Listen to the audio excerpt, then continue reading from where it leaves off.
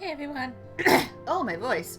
Hey everyone, I'm Audius Wolf. Welcome back to Final Fantasy XIV, and as promised, I am now a Reaper. I am no longer a Dark Knight, as you can see.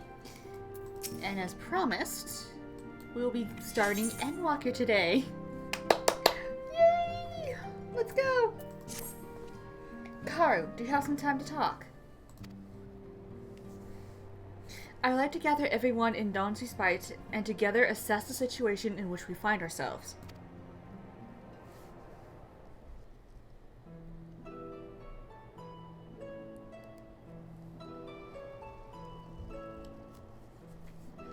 Let us take stock of the facts, shall we?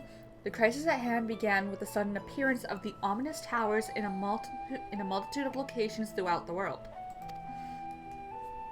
We have since learned that said structures were brought into being by an organization known as the Telophoroi. The Telophoroi's stated purpose is to recreate the final days of eons past, an apocalyptic event that would result in the destruction of all we hold dear. Already have these towers of theirs been the cause of untold suffering. Countless innocent kidnappings and imprisoned, their fate perverted for primal summonings. And unless we find a way to deal with the corruptive aura surrounding the spires, we can't even get close to rescue anyone. Those shielded with the blessing of light seem able to resist being tempered, at least. But after what happened to Ehrenwald and Fordola, we need to be very, very careful about how we proceed.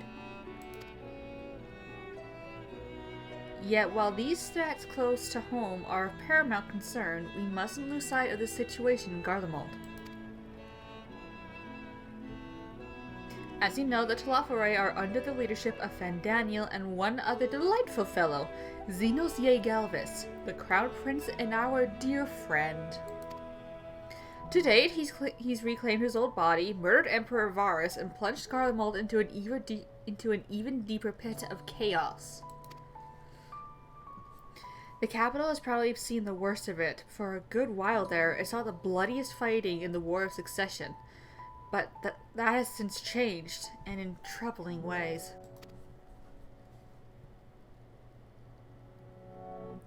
Aye, during our reconnaissance, the air was not once rent by the barking of cannons or the cries of discord. 'Twas an eerie fog of silence which did blanket that ruined city. The inhabitants appear to have been tempered, and with nary a word spoken did they labor to transform the palace into a soaring edifice born of nightmares. If they were indeed made thralls, it seems safe to assume that these events too were orchestrated by the Telophoroi. An army of primals is awful enough, but in light of recent developments, I fear it is only the prelude to an evil greed or catastrophe. We need to devise a means to counter this threat, and quickly, before our allies are overwhelmed.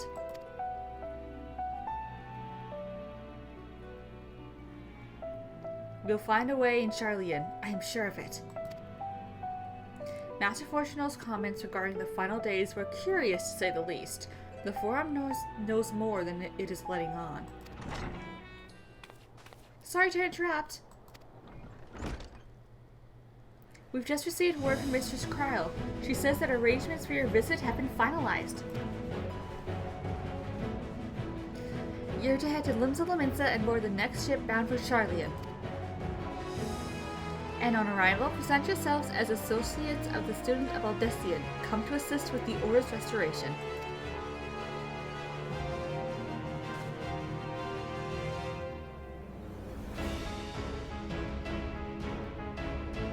The arrangements may be settled, but what of your thoughts? They must race at the prospect of returning home after so long.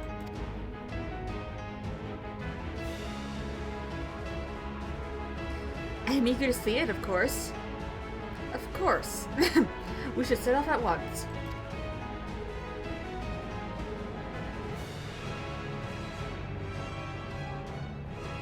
Then I'll accompany you to the docks. You need at least one person there to wave and cry and wish you a safe journey. The Taru.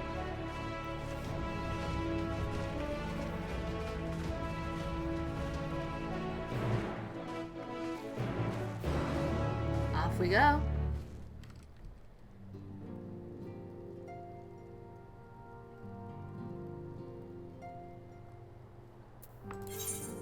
Boop, boop.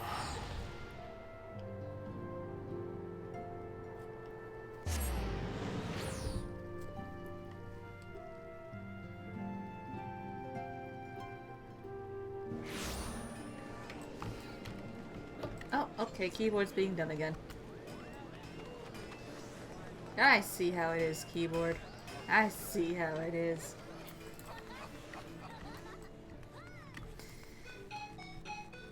What? Hold on.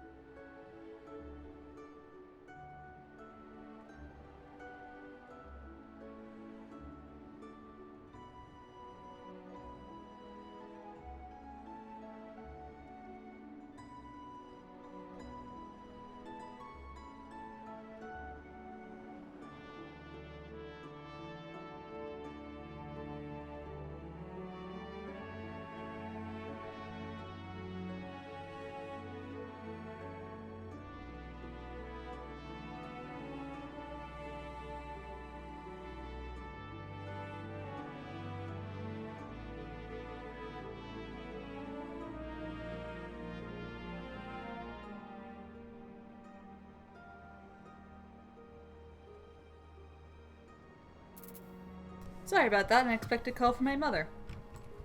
Anyway. Tataru.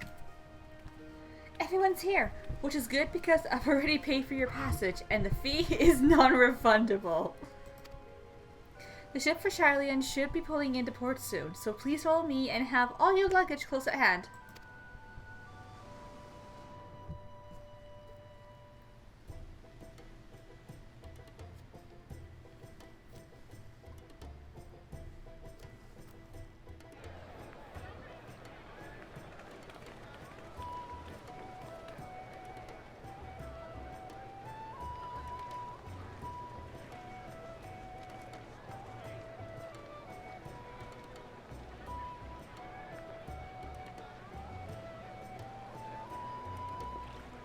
They've almost finished loading our cargo. We should be ready to depart right on schedule, or so I'm told. Yay! Excellent. 'Tis nice to have a smooth beginning to one's journey, at the very least. Yeah, because we all know it's not gonna stay smooth now, is it? It's funny.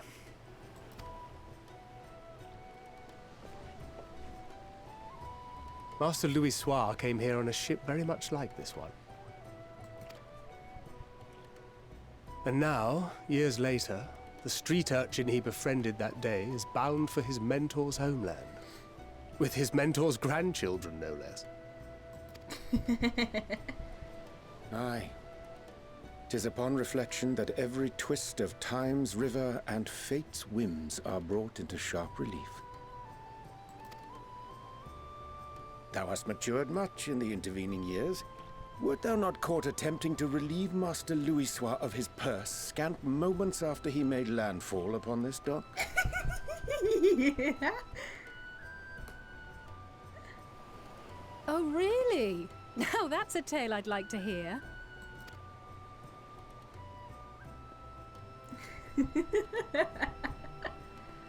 Will this be your first visit to Sharlayan, Sir Estinian?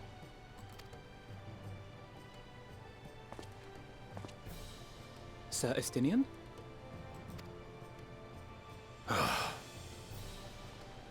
Are we strangers newly met? Why this stiff formality? I, merely meant it as a professional courtesy. since we are now colleagues in an official sense. I'd rather you dispense with the sirs, especially in private company. Or I'll be forced to respond in kind, little Lord Alphino. You've made your point, Estinian. Painfully well. Better.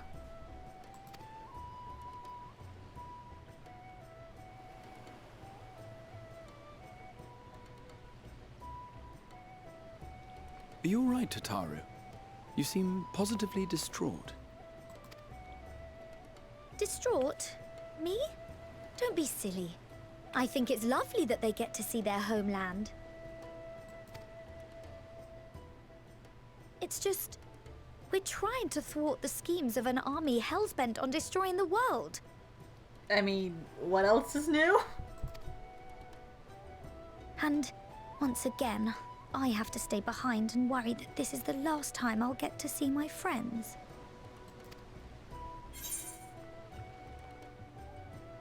I'll bring them back safe and sound, I promise.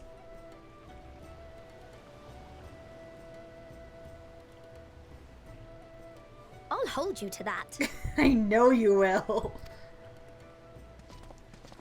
Ah, good. You're still here. Hori! Kultine! What brings you all this way? We're to assist the Maelstrom and the Kobolds with a lunar primal operation, so we thought we'd see you off before heading to the tower.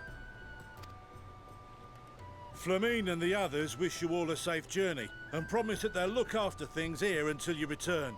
Yay! We will too, of course. Aye. We, your fellow Scions of the Seventh Dawn, will do our part to ensure the end of the world won't happen on our watch.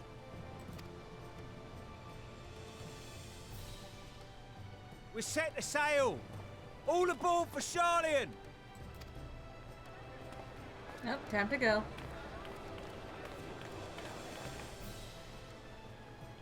It's time. Then we must delay no longer. We will contact you the moment we learn aught of value. Wish us luck. We're probably gonna need it, honestly. Have a safe journey, and please, please, be careful. Okay, we can try, but I'm not guaranteeing anything to Taru.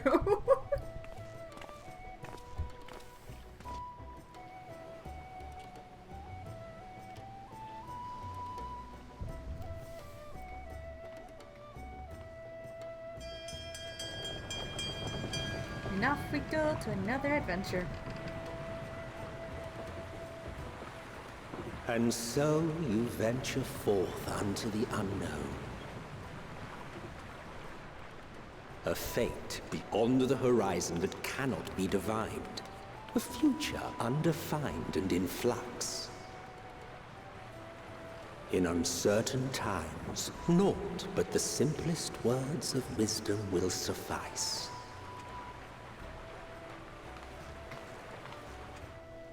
That which lives is destined to die. Love leads to loss. Every beginning has an end. Yeah. Treasure every moment, every step of your descent.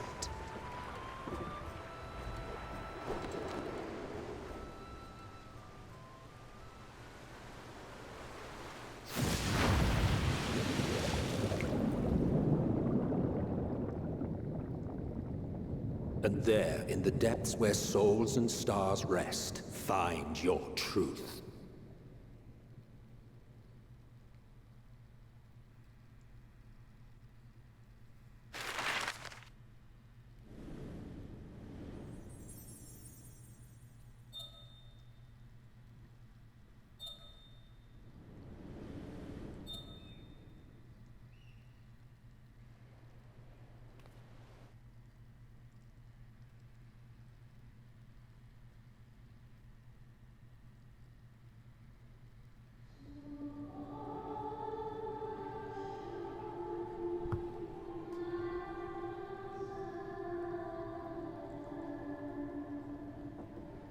Here.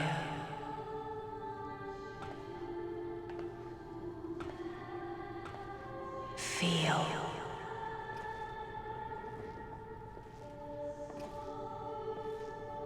Think.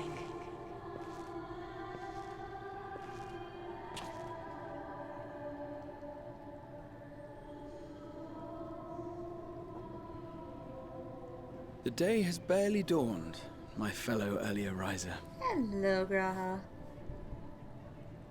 Though we're hardly alone in that. Envious of those still sleeping soundly, no doubt. No.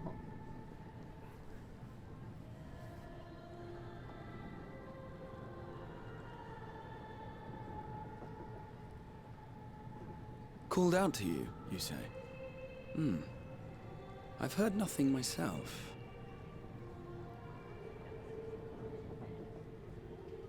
In any case, I dare say the sea air will do you good.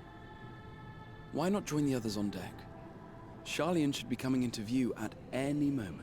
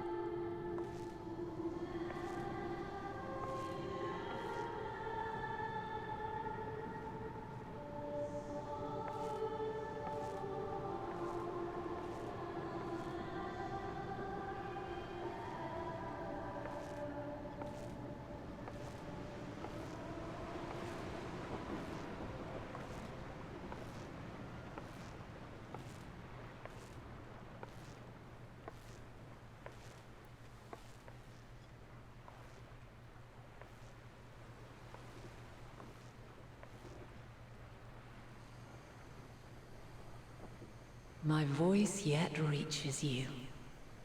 I am glad. Hear, feel, think. And thus do we meet face to face at last. My warrior of light, guided by the crystal.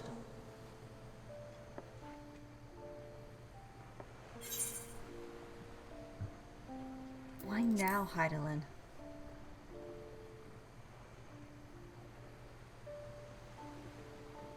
After your sojourn in the First, I believe you have your answer.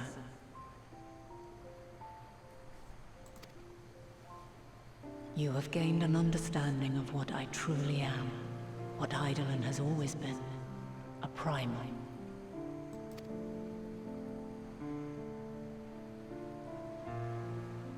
Zodiac was created to forestall the apocalypse which threatened the ancient world, and I was brought forth to bind him.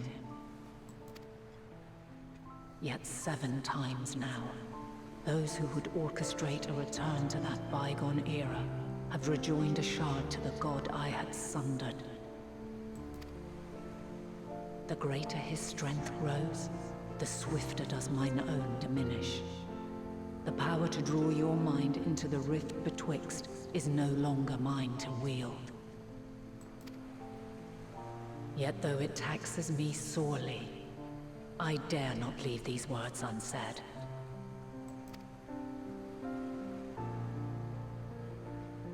Even bereft of my guidance, you and your companions have accepted the burden of this star's troubled past. A conjunction has begun to form, an intertwining of your time and mine.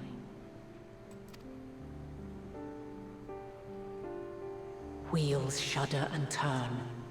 Conflict looms. Monumental. Which will decide the fate of this world and all life upon it.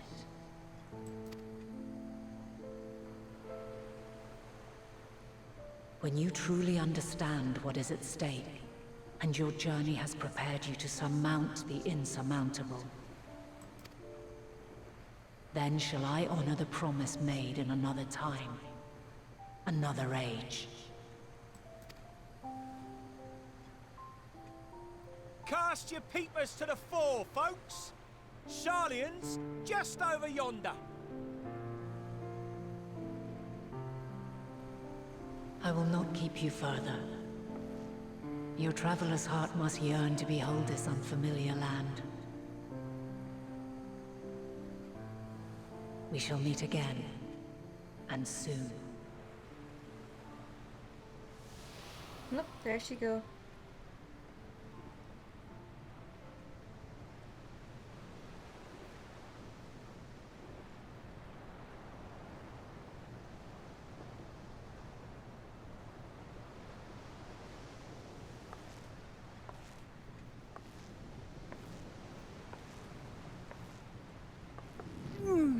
Good morning, you two. Oh, what a fine morning. Oh, still a bit stiff though. And a good morning to you too. Taking a look at the island already? Then let's go. Let's go. Might still be room in the prow if we're lucky.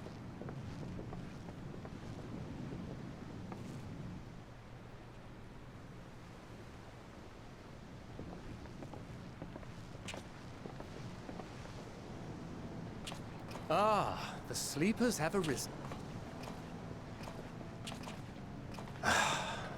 There she is.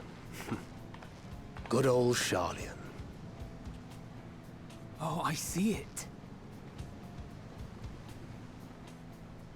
There it is.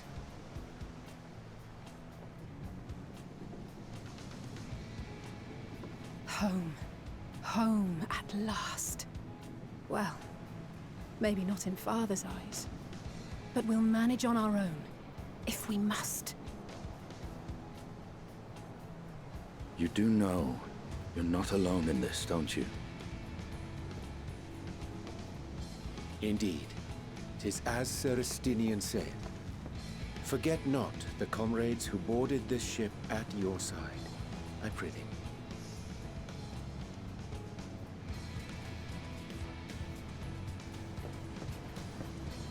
Thank you, my friends.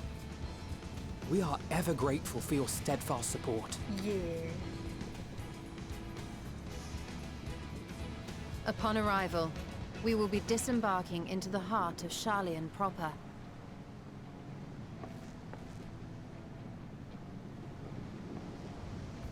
There is no greater concentration of wisdom in all the world. I am confident that somewhere within that center of knowledge and learning, we will find the answers we seek.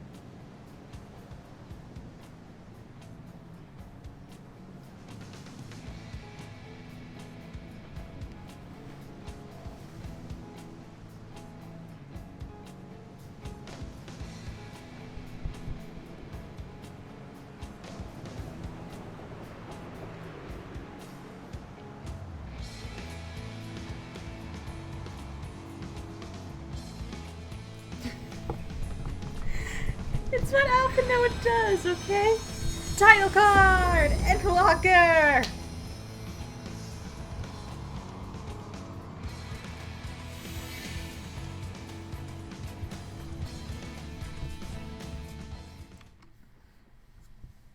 Sharlayan, the solitary island nation of the northern seas. Where under the watchful gaze of Thaliak, patron deity of scholars, academics hoard all manner of knowledge and secrets. Once, they deigned to accept foreign students into a distant colony maintained in the Dravanian hinterlands. How swiftly they abandoned it once the first Garlean boot set hostile foot on Alamegan soil. So averse to the prosecution of war, these men of wisdom, your would-be allies. Yeah. Yep.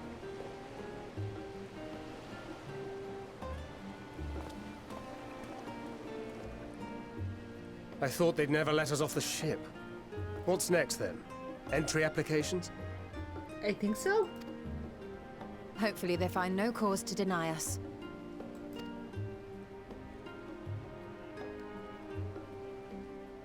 Hasn't Sharlayan all but severed relations with foreign powers?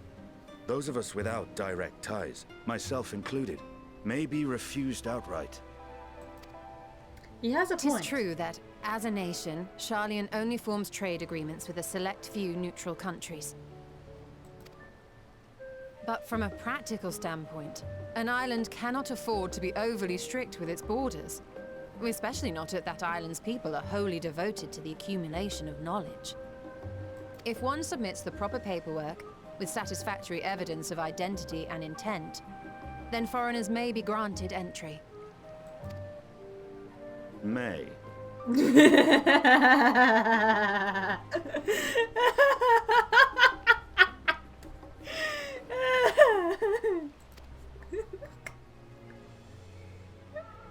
Quite. So let us be absolutely clear on these points before we proceed. The immigration officer will ask for your affiliation and your purpose of visit. Considering Sharlayan's views on intervention, I strongly suggest we avoid any mention of the Scions. It's probably a good idea. Kral has laid the groundwork for us to act as associates of the students of Baldessian, and our ostensible reason for being here is to aid in their order's restoration. Of course.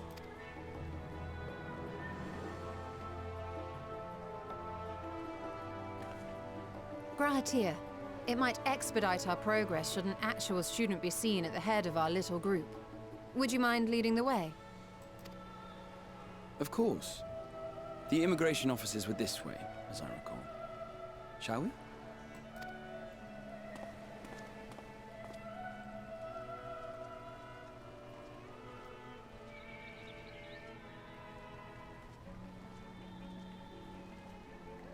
Greetings. We've just arrived and are eager to make our way into the city. Would you be so kind as to process our entry applications? Certainly. I see by your mark you are an Archon. I am. Grahatir of the Students of Baldessian at your service. I was assigned to an Eorzean survey team, but have returned to assist with the reformation of my order. My associates here will provide additional support.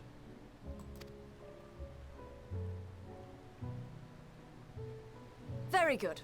I have paperwork detailing your group and its scheduled arrival for today. And it seems some few of your companions are also Archons. If you'll step forward, we can process those applications first.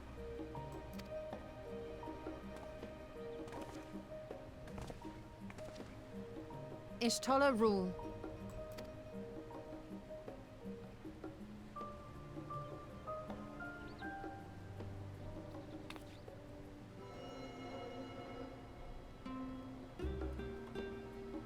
See how it glows?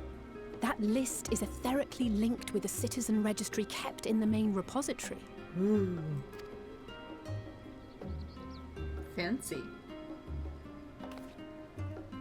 I've confirmed your status as Archons and amended your travel records accordingly. Welcome home. Now, who do we have here?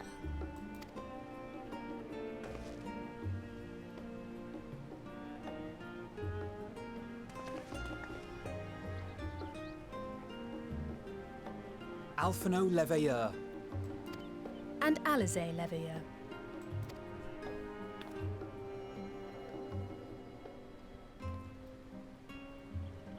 Your applications have also been approved. Having said that, the streets are abuzz with talk of how House Leveilleur's lord disowned his young progeny. Oof.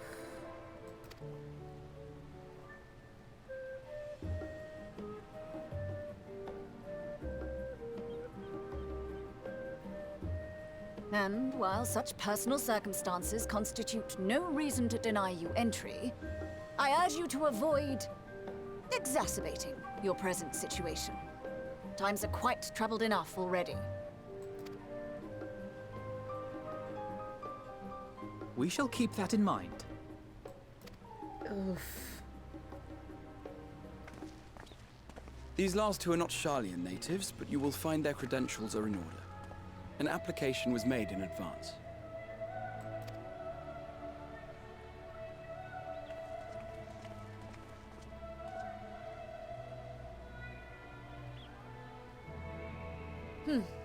Name and occupation?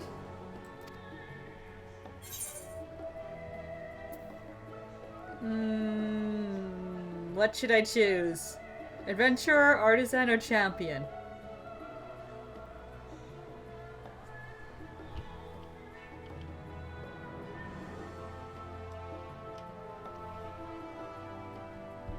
Okie doke.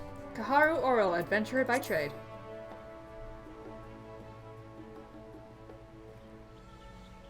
An adventurer.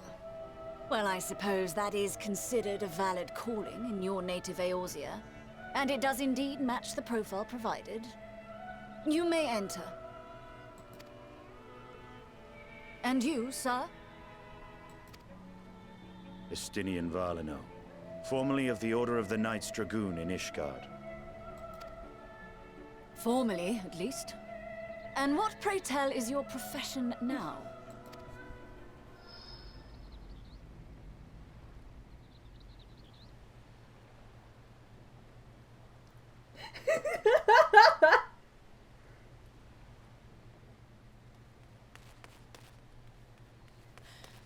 If you'll allow me.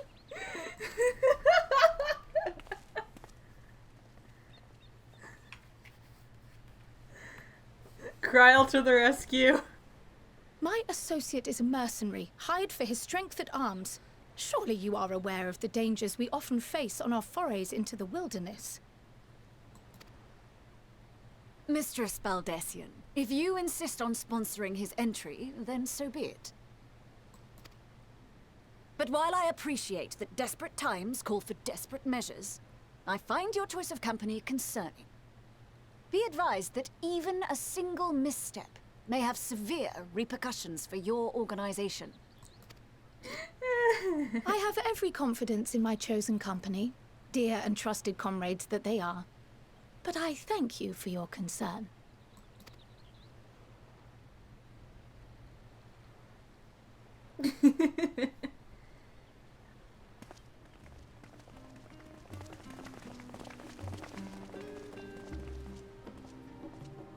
Kryl, it is good to see you. I wondered, but I'll come and slap it out of you. Okay, Taru. Okay. Likewise. Long voyage notwithstanding, you will seem none the worse for wear. There is much to discuss, but this is hardly the place. Let's be on our way, shall we? Yes, please. Let's be on our way. Oh!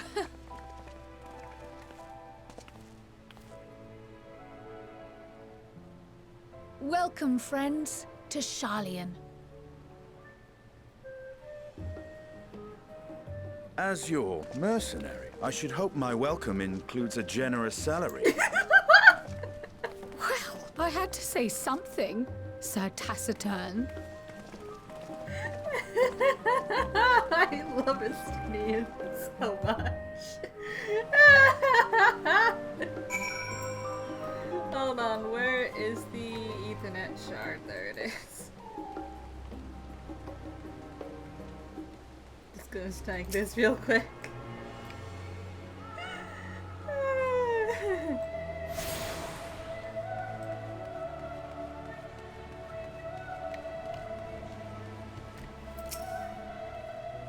I'm glad I spotted your ship coming into port. The officers are born bureaucrats and sticklers for detail. In any case, you may relax and take a moment to get your landmarks back.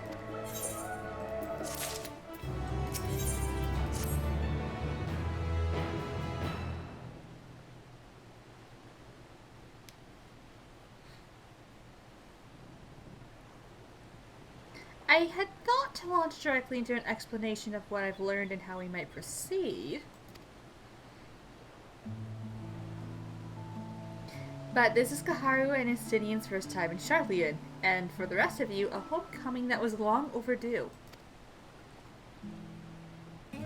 You must have places you wish to visit, with people you're dying to see. Therefore, I propose we postpone our agenda so that you may all have sufficient time to recover from your journey and get your bearings in the city.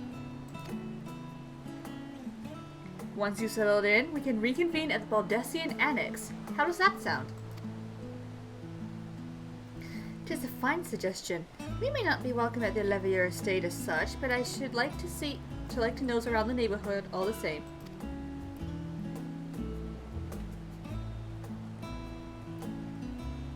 I am equally untethered, as it were.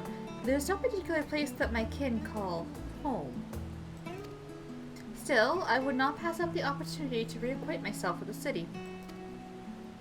Likewise, a quick tour of our old haunts might even yield some useful gossip. The annex was the west of the Aetheryte Plaza, wasn't it? I shall join you there anon. Yes, we'll see you there.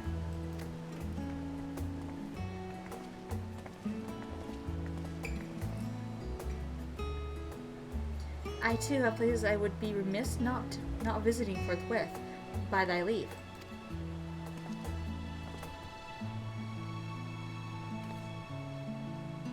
What of you, Estinian? My services as a guide are yours for the asking.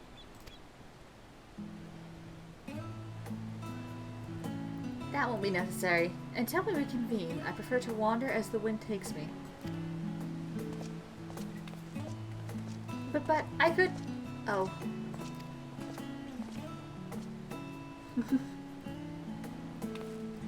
Well, Raha, would you like to join us then? You've been gone for quite a while, and this would be the perfect way to refresh those dusty old memories of yours. Oh, of course, if you will have me. Come on, Kaharu. Sharlayan awaits.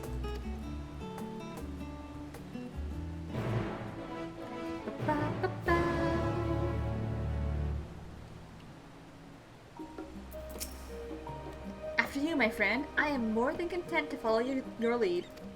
Yes! Yes, I know people don't like these parts of the MSQ, but I absolutely love it. I love this. Look at this. All set, then let us be on our way.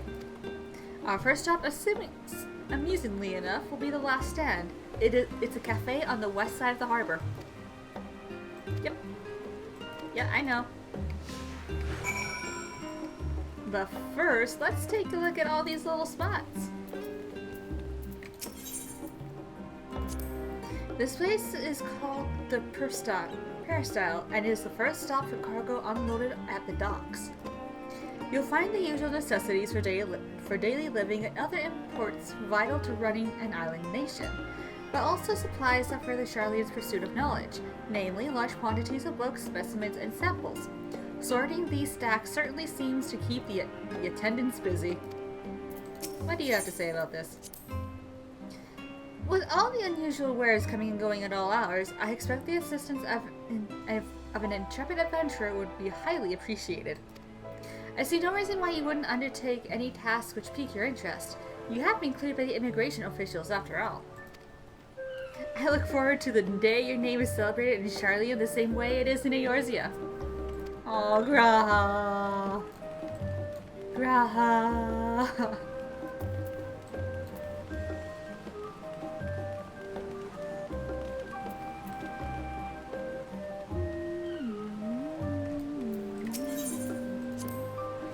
Now that is a sight one could hardly forget, the great statue of Thaliak. As a student Valdessian, I was usually quartered on the Isle of Val, but I would gaze upon the scholar's wise features every time I returned by ship to the city. Look at that. This path leading out towards the sea is known as the Thaliak Stoa, so named for the statue of the scholar which stands at its end. As you know, the Sharlayan people prize the accumulation of wisdom above all else. Thus, when Thaliak was chosen as our patron deity, it was more a matter of pragmatism than belief, an alignment of principles, as it were. We may have honored him with a rather impressive sculpture, yes, but our faith is not so restrictive as that of, say, the Ishgardians. Individual Sharlayans can, and do, worship the divinities of their choosing. That is a giant-ass statue.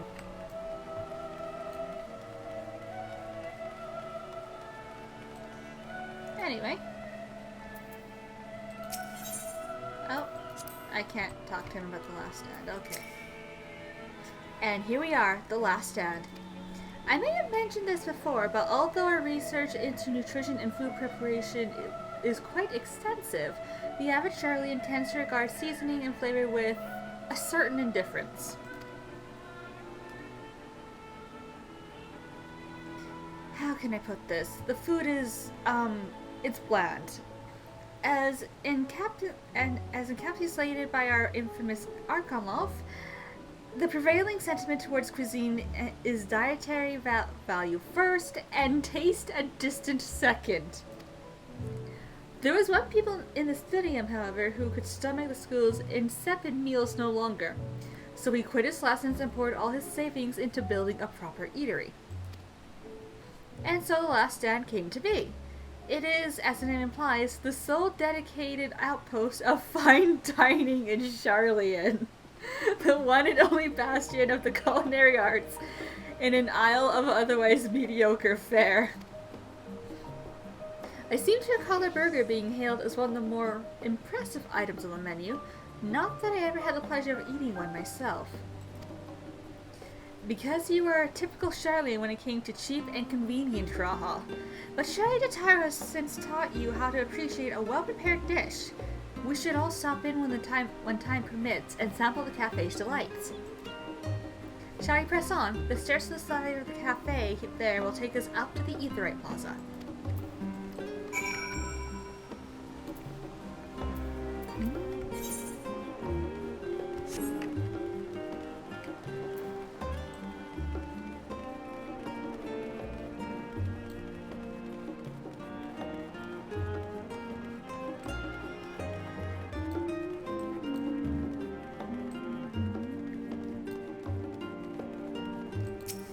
I'm just going to snag this.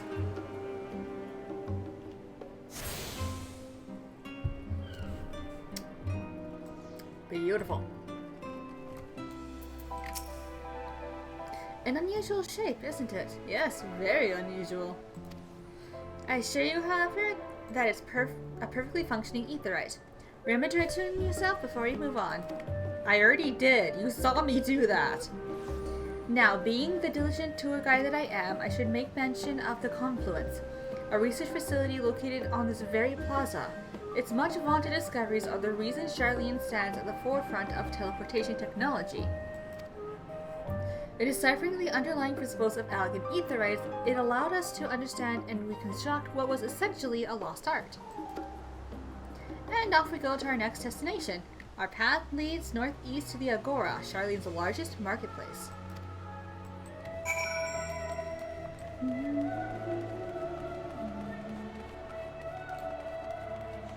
What's this circle? That's the entrance to the Confluence. I have no doubt their expertise will prove useful at some point, so I suggest you remember the way here. Speaking of Aetherites, those teleportation fees do add up after a while, which is why I tended to rely on the far cheaper ferry services. I was pleasantly surprised when Mrs. Tataru informed me that the Scions are reimbursed for transportation costs as part of our duties, but I find old habits hard to break. That, and I'd rather not be bothered filling out the necessary paperwork.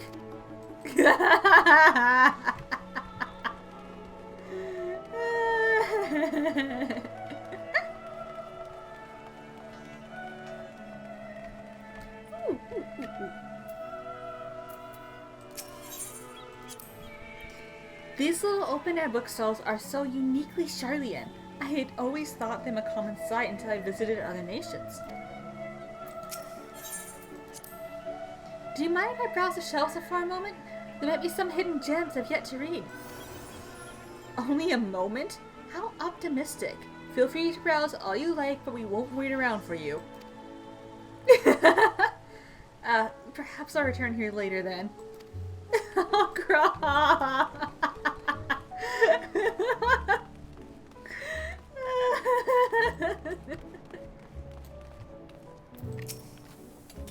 Welcome to the Agora, where you can find wares made in Sharlayan as well as a wide selection of imported goods.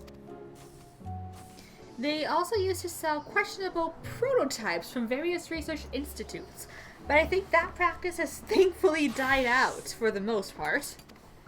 Otherwise, I can think of no better place to stock up for your next big adventure. Am I overselling it? On a more serious note, the next stop on our tour is one which has a particular relevance to our ultimate purpose here. We must head back to the Aetheryte Plaza, follow the path north, then climb the stairs to that imposing building at the very top.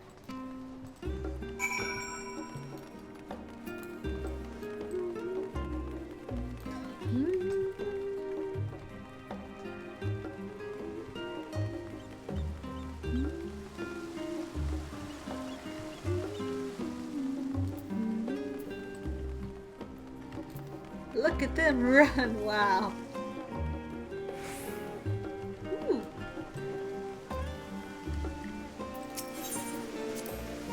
This is the Nephium, an area dedicated to the blessings of water.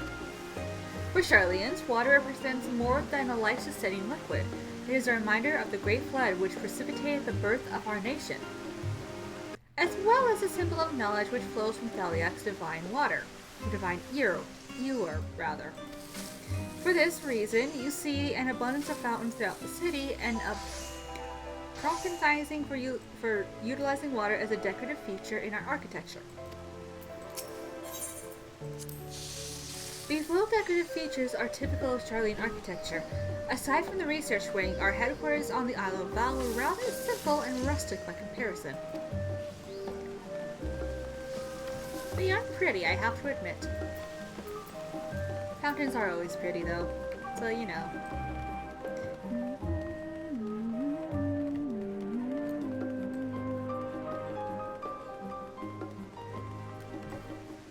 Oh, hold on, let me get the Ethernet shard.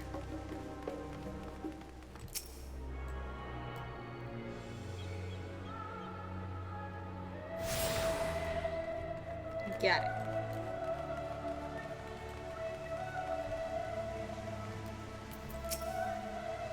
This grand structure before you is the Rostra.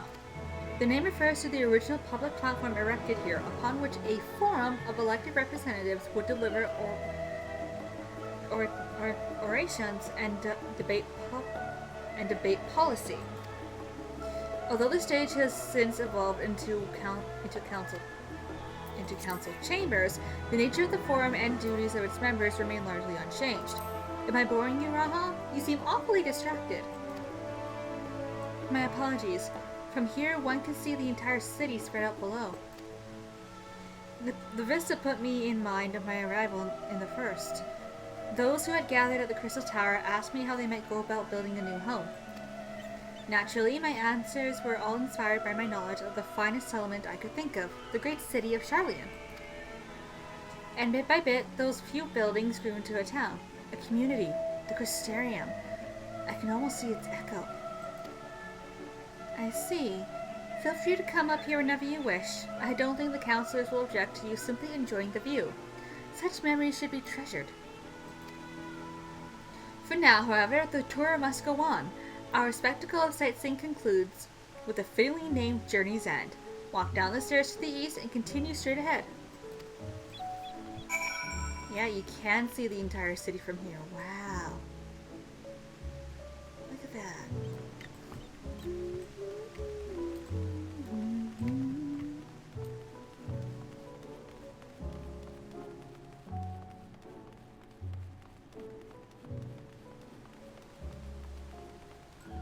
Come on, you two, we're going to the Journey's End.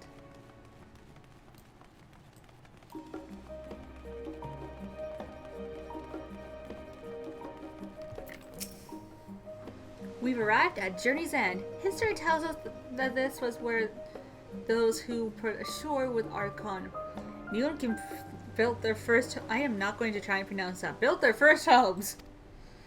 In the present day, it serves as the residential district for the most important officials and the oldest Sharlayan families. You'll see that one mansion is clearly larger than its neighbors. That estate belongs to our friends from House Leveilleur. All things considered, we should probably keep our distance for the time being. And with that, we bring a little Sharlayan tour to a close. I hope it has proven to be an entertaining and enlightening experience. Now, shall we head directly to the Baldessian Annex? You remember the way, don't you, Raha? Let me think. We head down towards the harbor, across the bridge to our right, then follow the path below the Aetherite Plaza? Correct. After you, Kaharu. Hold on. Hold on, there's an Aetherite shard I need to get. Aetherite. Ethernet. I got this. Okay, now we can go.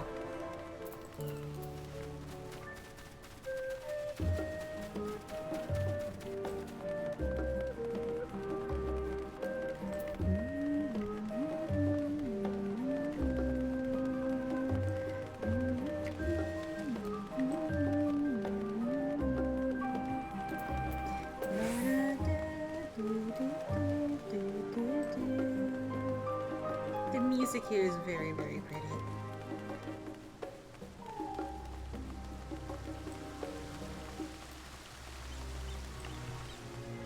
Alright, then we go over.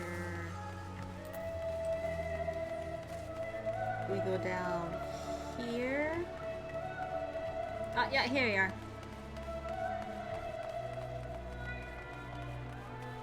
Up here, and we have arrived. Let me grab this Ethernet shard real quick.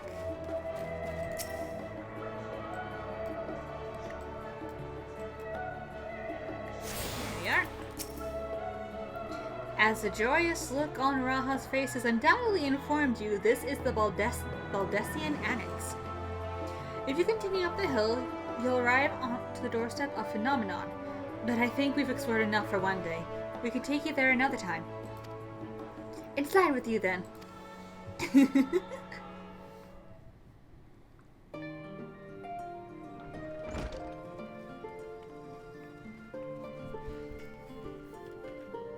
I'm back, and I brought Kaharu and Raha with me.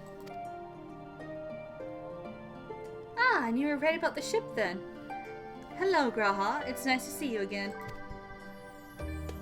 And it's a pleasure to finally meet you, Kaharu. I've heard many a tale of your exploits. Ojika? Ojika Sunjika. It has been an age. Allow me to introduce Ojika Sundika, an administration officer for the students of Baldessian. He oversees the day-to-day business of the Annex. You may recall meeting his cousin, Ijika. Ah yes, Eureka. I've read the initial reports. Quite shocked to hear what's become of the Isle. Do take care if you have the opportunity to rejoin the expedition. This place is like a second home for the students. The Isle of Val served as our main headquarters, of course, but we often had occasion to visit Sharlayan. Whether to make use of the city's research facilities, attend conferences, or procure supplies from distant shores.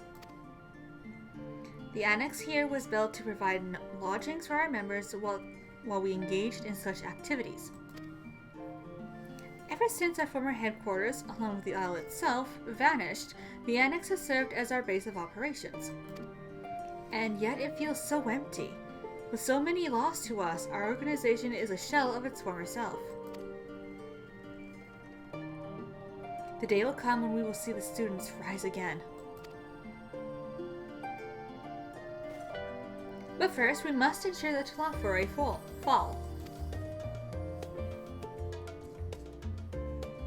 Through that door on the left there is the main hall where we can discuss our operations moving forward.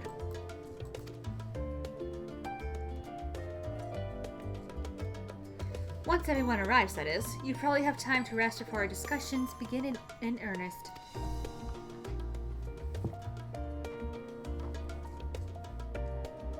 I've had private quarters prepared for you in the Andron, so please feel free to make yourself at home. Wow, the nap rooms! Perfect for an afternoon's doze.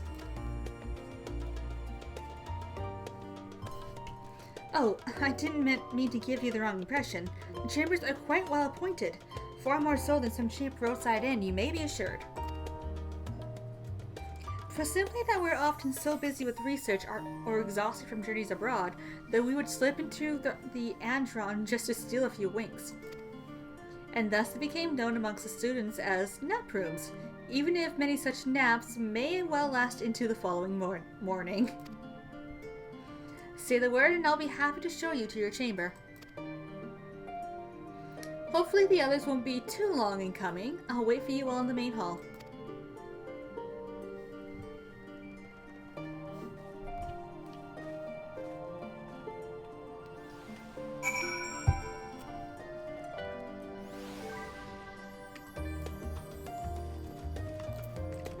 Into the main hall we go! Cryo! Feeling refreshed and alert? Our colleagues should be wandering in soon, so I suggest we stay here and wait for them to join us.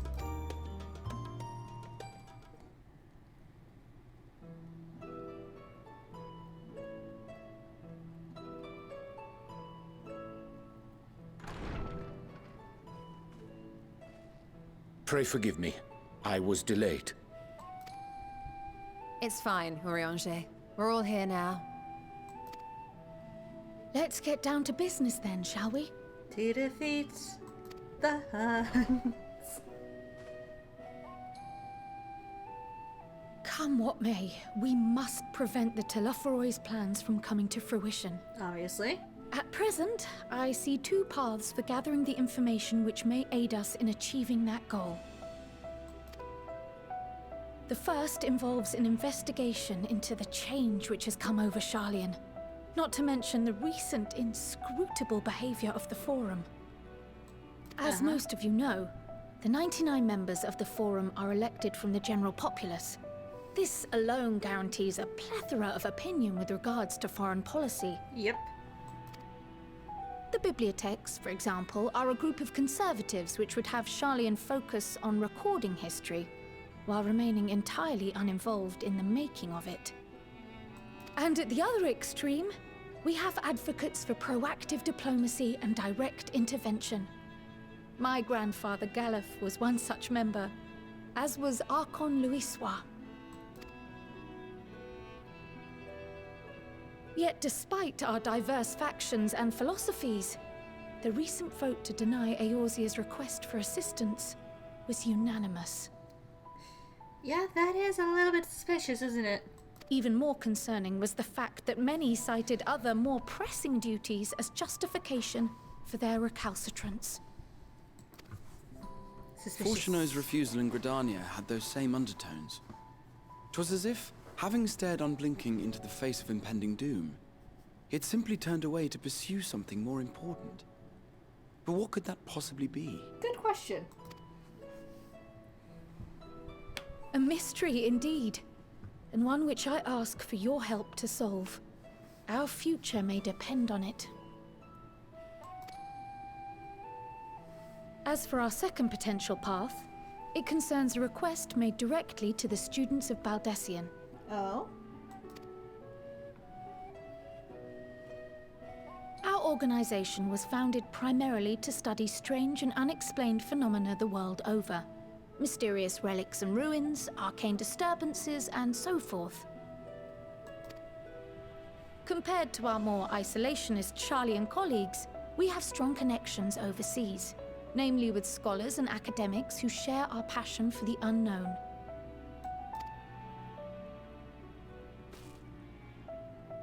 The request in question comes from one such acquaintance, Nadana, an alchemist residing in distant Favnair. Her missive describes the sudden appearance of a tower, and the subsequent summoning of what I can only assume is a lunar primal.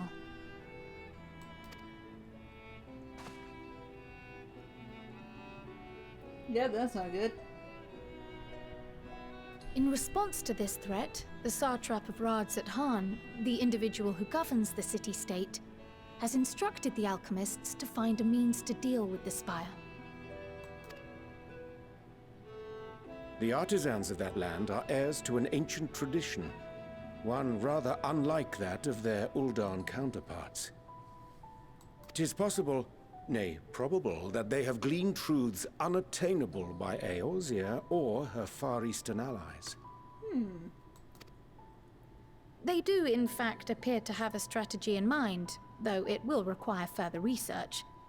To that end, they have requested an introduction to a capable warrior shielded by the blessing of light.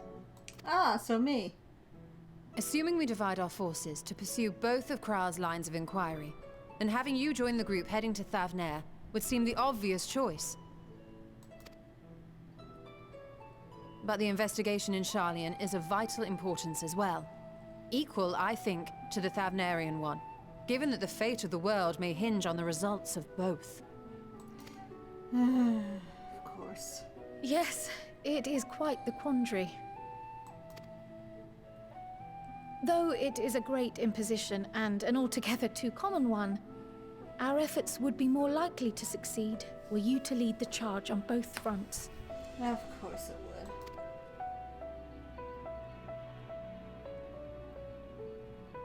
You are indeed our champion. As to which task to tackle first, we will defer to your decision. Let us next decide how everyone else might best be assigned. As for myself, I shall continue what I've begun in Sharlayan.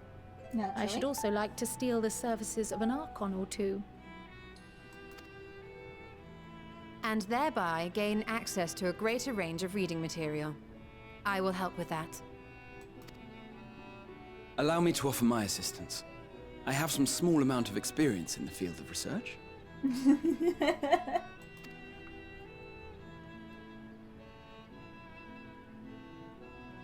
Alice and I would also like to help, if you would have us.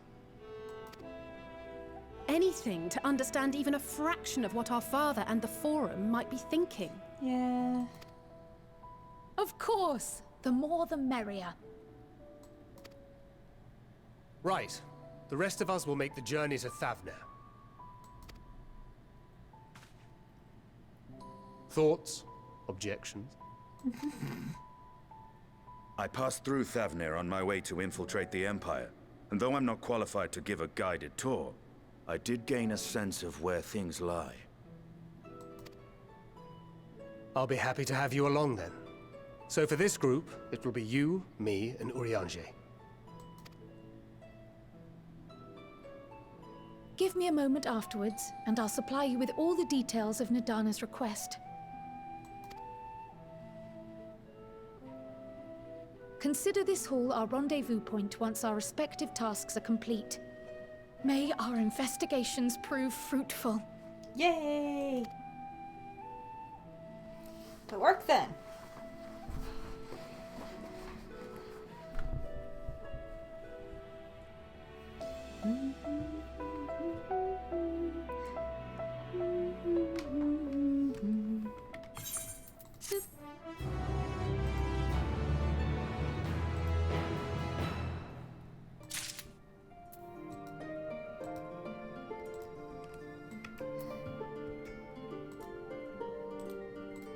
I forgot to close something off and I just did, so now my internet won't crash. Alright, to work. An unsettling change has come over Sharlayan, but together we will divine the underlying cause of the Forum's callousness. As I mentioned before, however, questioning the counselors directly is a fruitless endeavor. They seem to have already come to a consensus as to what and how little they are willing to divulge.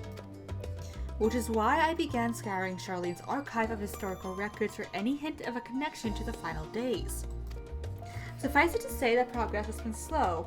There are only so many dusty pages that one can skim in a day. But now that I have this band of willing reinforcements, the search should proceed all the swifter. Let us reconvene outside Numenon, shall we? Exit the annex to the right and you'll find the archives on the western edge of the woods.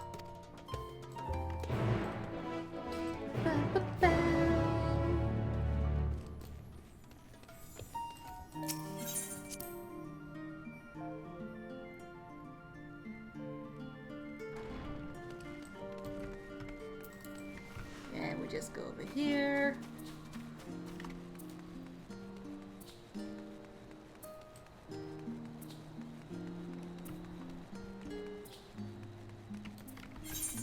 Yeah, there's an Ethernet share up here that I'm going to snag first.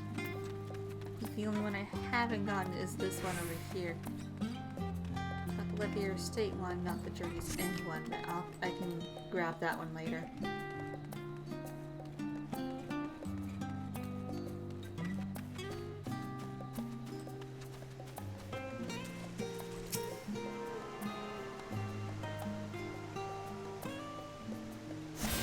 Beautiful.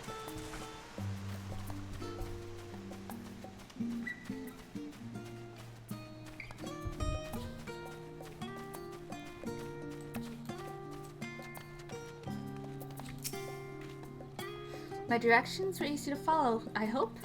In any case, you stand now before the doors of the Numenon, Sharlayan's grandest collection of books and tomes.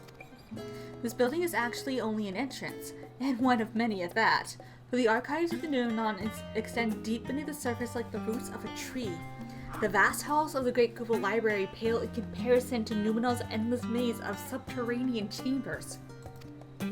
Any citizen of Sharlayan is free to enter and peruse the shelves. Well, most its shelves. Only Archons are afforded access to certain restricted vaults. I dispatched Y'shtola and Raha to investigate those. Meanwhile, Alize and Alphina will help me continue my search through the sacks open to the general public. Your status presents more of a problem. As a non-citizen, you are only permitted to browse the first floor at the entrance. Even so, there should be a number of books to touch upon Sharlayan history or foreign policy. Your task will be to find and study the relevant publications. I promise you, a working knowledge of the subjects will make it far easier to spot the sort of clues we're looking for. Let's be about it, shall we?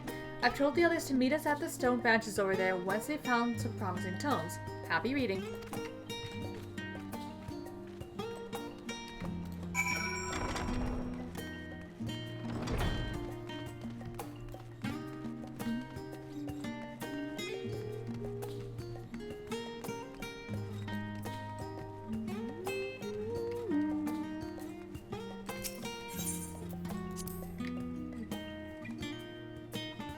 During the chaos of the sixth Umful Calamity, Archon Nunkrumpf, founder of Sharlayan, bore witness to the madness and savagery of men brought to the brink of despair.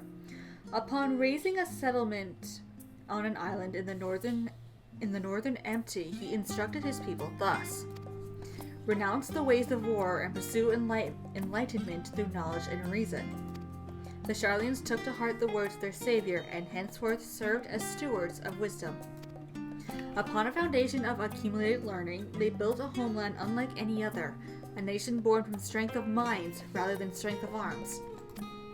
With knowledge of economics came shrewd trading. With knowledge of agriculture came bountiful crops. Ooh, okay, coughing. Engineering brought wells and sewers, ending squabbles over water. Wealth of expertise could be bartered for wealth in coin, and the more the wisdom spread throughout the world, the more mankind as a whole would thrive. And so it was that no matter the trials and tribulations of the age, the citizens of Sharlayan would live by their founders' teachings. For the sake of a better tomorrow, for the sake of a brighter star, they would eschew the tools of war, and with knowledge deliver the world.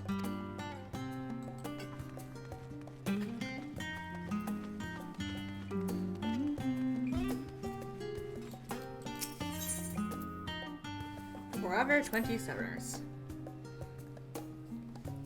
My beloved seekers of knowledge, have you ever put learning before your health and neglected to feed and rest your body as you should?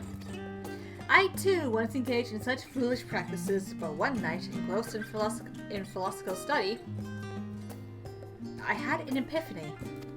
For all the world's mysteries that drive us to reckless abandon, we have so few years of life in which to achieve our goals. Thus do I share with you this mantra: I am forever 20 summers young. The number itself is unimportant. You could be 19 or 23 or 40. Whatever age you are when you discover this manual, let that be the age you aspire to remain. Through mindful, healthy living, you will extend the time available to spend upon your chosen research. Another day, another moon, another summit to grasp the greater truths you pursue. In the pages that follow, we will explore the secrets of maintaining one's physical condition from a biological, ethereological, and arcane viewpoint. This book is on the wrong subject, obviously.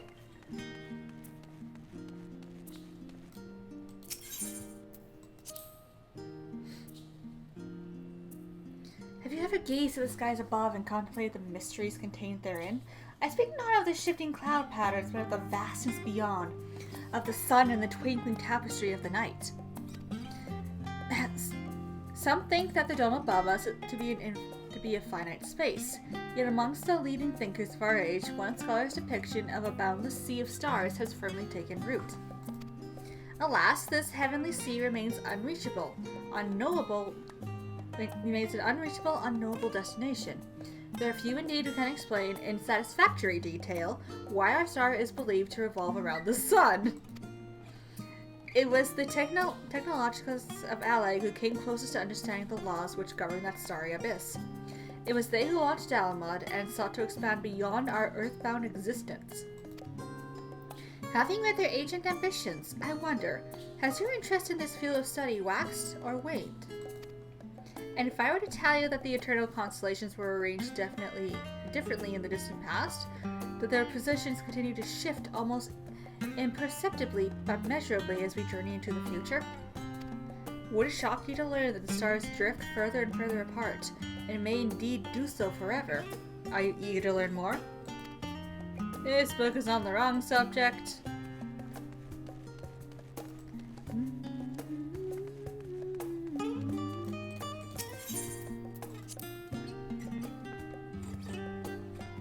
In the years which followed the founding of Sharlayan, civic policy and other matters of import were decided at the Excelsia, a public forum at which every citizen was eligible to speak. As the city's population grew, however, this format became increasingly impractical. The larger numbers of participants give rise to ever longer debates, resulting in significant delays of vital resolutions. Various measures were introduced in an attempt to curtail protracted discussions, and in the year 201 of the 6th Astral Era, it was ultimately decreed that Sharlayan would transition into a new form of governance. The nation would now be led by a body of 99 members, citizens chosen from amongst the peers by means of a nationwide vote. Thus was the form we know as we know it today conceived and created. Okay, where is the last one?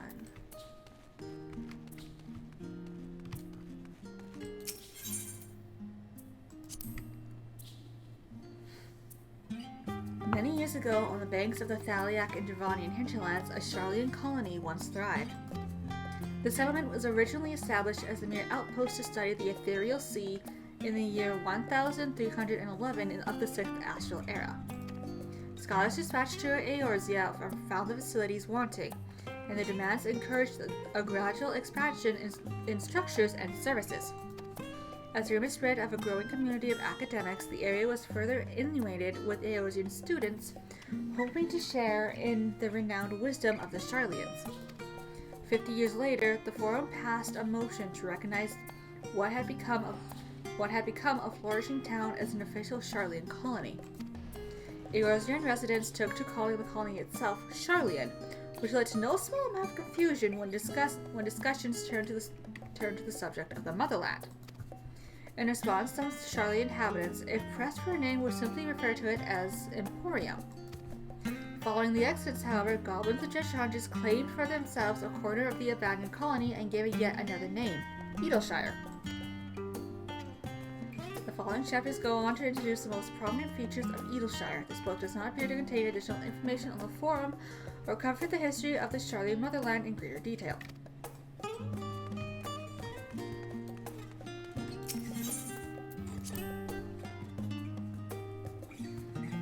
Long, long ago, on an island in the Northern Sea, there lived a Rogadan man by the name of Numkreft. Numkreft was a student of astrology, and he divined that a flood of terrifying proportion would soon sweep over the lands of Eorzea. So it was that he built a gigantic ship, assembled a crew, and set sail for that imperiled realm. The flood arrived as foretold, and to their horror, the strangely churning waters drove the people towards the ocean. It was there, however, that Numgrum's crew hauled them aboard his ark, but the danger had not passed. A towering wave approached, threatening to smash the vessel to pieces. With only moments to spare, Numgruff wove a mighty spell of teleportation and shifted the entire ship to safety atop Abalatha's spine. Refugees from the surrounding regions huddled there alongside them, but it was not long before disputes over the dwindling supply of food led to violence and bloodshed. Saddened by the sight, Numgruff gathered to him his crew and his grateful passengers, and abandoned the ark to those rugged peaks. They journeyed to the coast where they built a new ship, intent upon returning to the northern seas. They landed on the beach of an island and settled upon that very spot. That settlement prospered and grew, and in time became the city of Sharlayan we live in to this day. I have gained a fundamental understanding of Sharlayan history and the foundation of the Forum. Alright, let's head to the rendezvous point.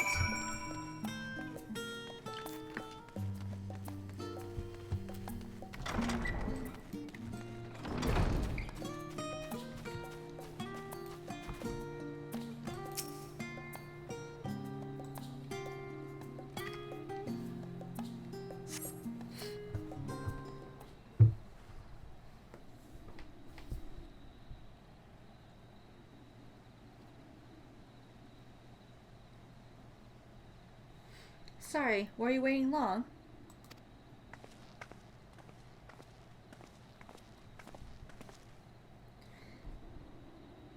I wanted to make sure I borrowed at least a few promising volumes. Alphado and Cryle should also be along shortly. I was delayed in similar fashion. As far as I could see, no titles in the Archon stacks mentioned the final day specifically, so we have no choice but to start with the tangentially relevant tomes, if they're even that. At present, the plan is to scan through as quickly as we dare, and share our discoveries as we make them. It would have been nice to invite everyone to the estate. Plenty of comfortable places to read, a ready supply of hot tea. Oh, I was quite fond of reading outside. But it's not about the little pleasures, is it? You miss your home. It's been difficult. After our arrival, we managed to speak with one of the family's servants and ask how things were. It seems that her father has instructed the staff that even if Alphino and I were to return to Sharlayan, we were not to be allowed access across the threshold. Oof. A harsh measure indeed. I hope that our efforts to understand his position and that of the Forum will perhaps lead to a reconciliation. We'll mend this rift one day, I'm certain of it. And what of you, Graha? Have you been to visit your family, or do they not live here in the city?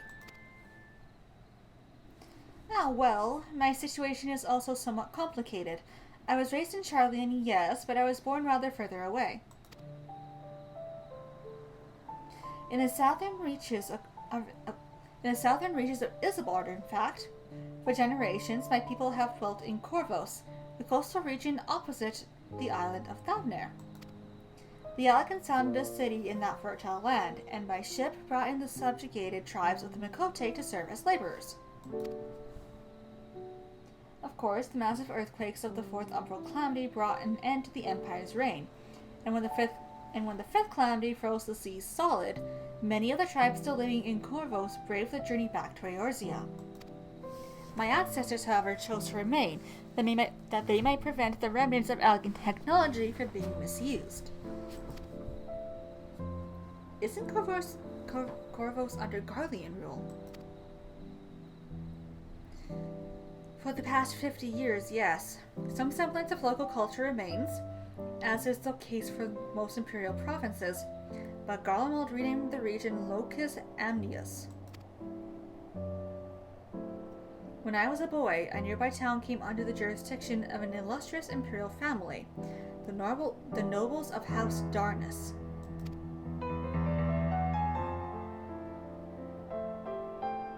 House Darnus demonstrated a singular interest in Algan civilization, and so my tribe was forced to consider a plan of action. For some time already, voices had been raised in favor of abandoning our ancient customs.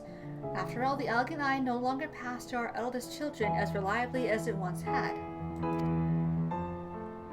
Fear of discovery eventually tipped the scales, and the decision was made to bury our ties to the knowledge and traditions of Aleg. As the last child born with the elegant eye, I was given over to the custody of friends and the students of Baldessian, who had me registered as a Sharlayan citizen. I never even considered... Forgive me, it was an unkind question. Even Thancred was taken in by Archon Louis, was he not? Stories of adopted waifs and rescued orphans are more common among Sharlayans than you might think. Yet regardless of our origins, we were all provided with an equal opportunity to learn, and with sufficient precipitancy, we outsiders can even earn the vaunted title of Archon. It is exactly why I have such love for this country, and why I wish it to remain a nation of which its citizens can be proud. Hear, hear. Another good reason to get to the bottom of the forum's stubbornness. Aside from the trifling matter of our impending doom. Well, yes, there is that.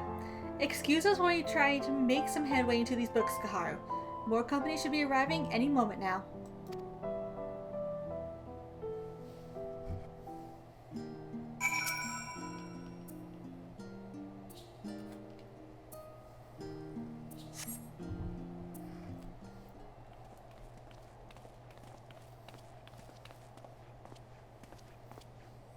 We've returned with our selections. Though I must say the pickings were quite slim indeed. Mrs. Crowell has already flicked through every history book devoted to disasters, and more than a few which barely made mention of them. As such, we will be looking into research papers on the umbral calamities, as well as articles written by prominent forum members. Perhaps our knowledge of the final days comes from an unexpected source. Speaking of which, may I ask you a few questions related to the final days? I'm the only one here who didn't witness the events of Almarat firsthand, and I fear I may be overlooking critical details.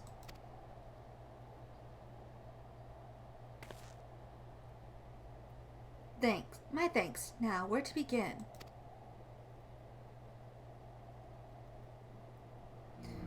First things first, what kind of phenomena did the ancients encounter as the final days drew nigh?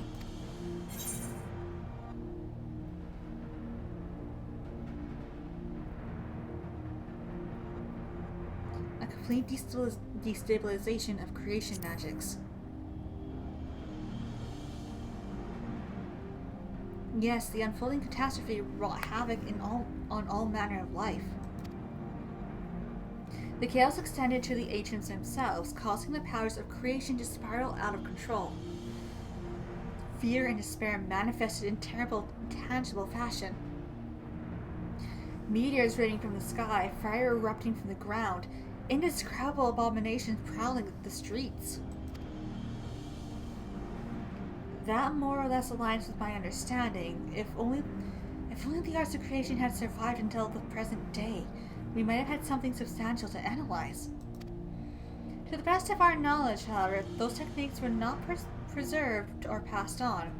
Ustula surmises that the closest known magic is that of the summoning rituals promulgated by the Asians. Words are all talks of note which heralded the approach of the final days. They say it began with a keening sound from the land itself. Ah yes, the Almarantines spoke of it, didn't they? We never did hear this sound ourselves, of course, thus as we were into the midst of the madness. But it seemed that each and every one of the catastrophes was preceded by this ominous noise. Eventually, it resounded all across the star, and not even Almarat was spared. So the ground was crying out, you say? To be considered the harbinger of doom, it must have been quite distinctive, and probably quite loud. I'll have to speak with one of the Numenon mammoths, and ask after any books which make mention of such a sound. Last but not least, would you describe how the ancients sought to quell this unprecedented calamity? What definitive action did they take? They summoned Zodiark.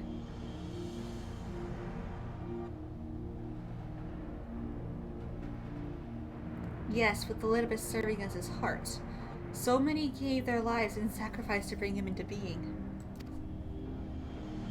We do not know exactly how Zodiark brought salvation to the star, only that by his godlike will were the laws of nature set aright. Then, once the balance was redressed, the ancients offered up a further sacrifice to heal the ravages of the final days. Life sprouted anew, and it was these fledgling souls they intended to render unto Zodiark, a trade that would have allowed them to resurrect the shades of loved ones absorbed by the primal. Or might have, had Vina and her followers not manifested their opposition in the form of Hydaelyn. Thank you, both of you, for the detailed review. I feel so much more confident now in my understanding of events. With all that freshly in mind, it does make me wonder what the Telophori truly mean when they speak of bringing back the final days. We've seen what they're doing with those towers of theirs. Is forcing people to summon primals some kind of catalyst? Are they attempting to mirror the conditions caused by unstable creation magics? Or are they simply using the final days as a figure of speech, a convenient metaphor for the scales of destruction they plan to unleash? But this is all just pointless conjecture at this stage. Let us return to our attention to the forum, shall we? We should keep an eye out for Y'shtola, but 'tis time we began studying these research papers.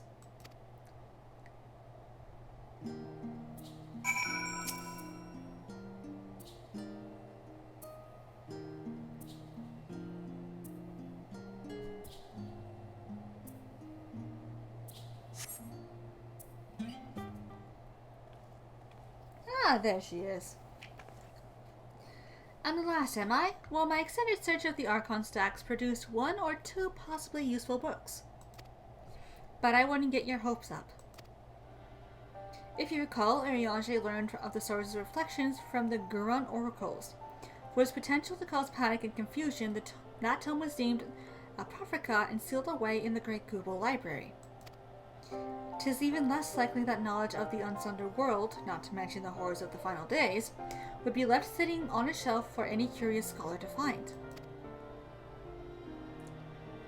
It stands to reason then that my colleagues, and be they archons or counselors, should perforce be largely ignorant on the subject. Yet when he confronted Master Fortuno with the knowledge of the Telophori and their machinations, he scoffed at the suggestion that they posed a threat.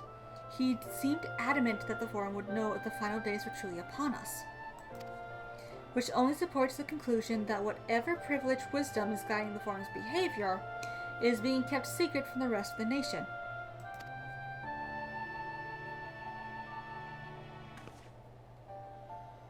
Not that I need to excuse myself from reading duty.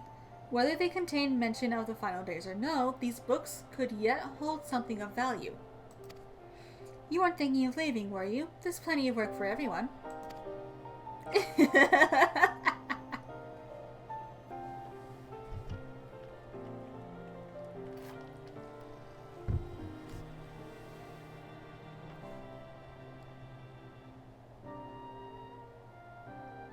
You labor for what feels like an age as Y'shtola's research assistant.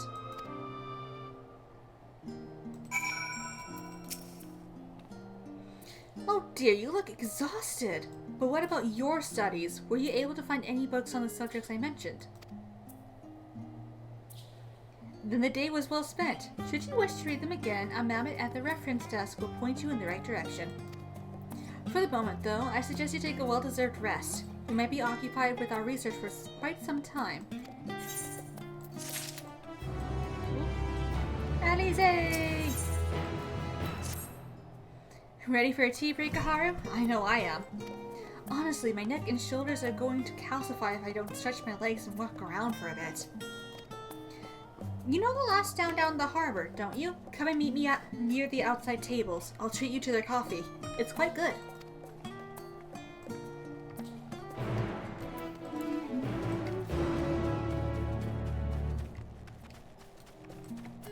Alright, so the last time we go. Whee!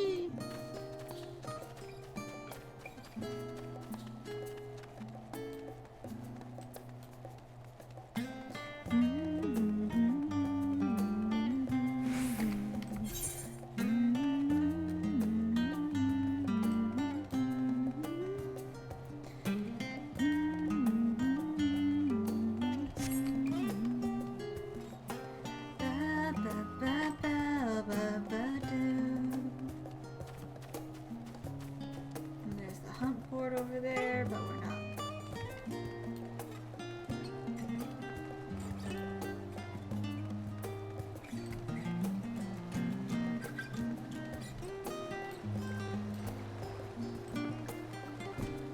Here we are. As busy as ever, I see. How very Sharlayan that no other gourmet cafe has sprung up to compete for customers. Actually, this crowd gives me an idea. Before we place an order, why don't we ask a few questions and gauge the mood of the city? I'm interested to hear what the average citizen has to say about the Tlofuroi. You might even learn something new. Worth a try, don't you think? Yay!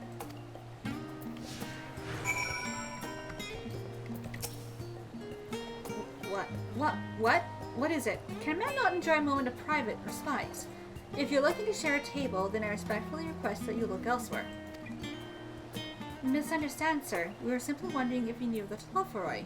These enemies of peace have promised to end all we hold dear and...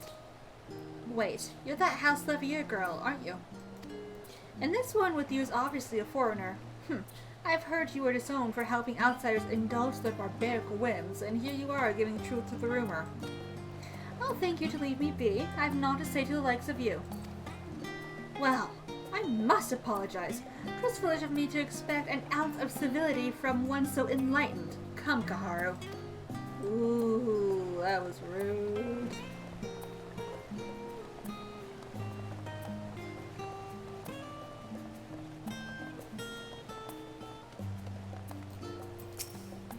Yes, I don't believe I've had the pleasure.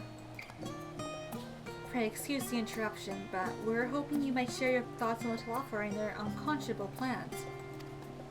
My goodness, if it isn't the young Miss Levier. My apologies, but I work in the offices of the Forum. If word reached Master Fortunal that I was helping you. I see. We're sorry to have bothered you.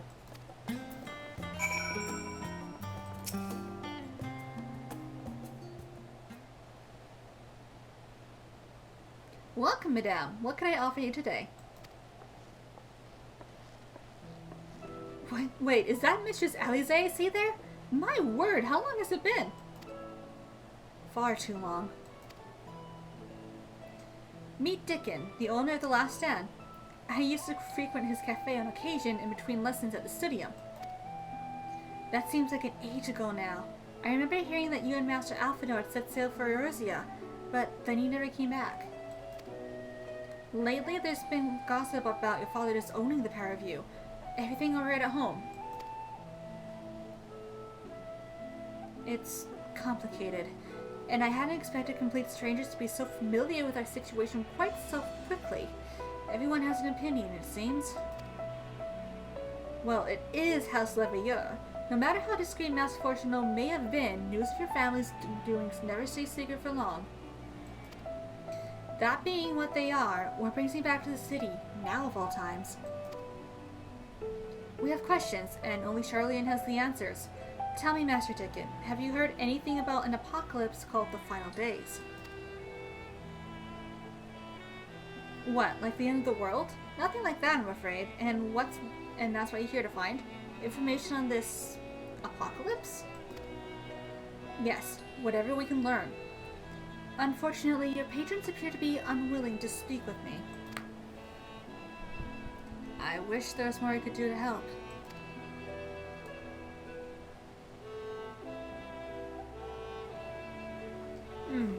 maybe there is. You're a visitor to Sharlayan, aren't you? Then few will know your face. We should be able to pass you off as a server with none the wiser. We just finished preparing a few orders. Strike up some friendly conversation while you're sending down the food, and you might just get the answers you're looking for. Not a bad idea. I hate to ask, but what do you think? Well, let's do it. That's the spirit. Pay attention now, and I'll explain where each of these dishes needs to go. The cheese set is for the chatty group sitting near the wadis. What did I just say?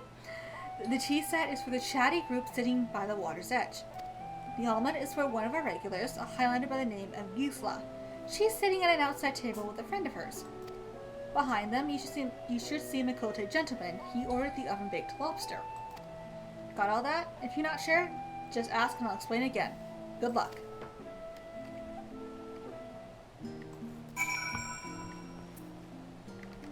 Oh, keyboard. Thank you. Okay, so the chatty group wanted the tea. Hello. Tea set. Oh, my tea set. Lovely, thank you. The Tilapha who? I'm sorry, I've never heard of them or their final days. My friends and I are somewhat uninformed when it comes to current events. Now, if you want to hear about the ritual arcane practices of the 6th Astral Era, common or historic, then I'd be happy to talk your ear off. And you wanted the omelet. Ah, finally! 2, 4, 6, 8, let's begin, no time to waste.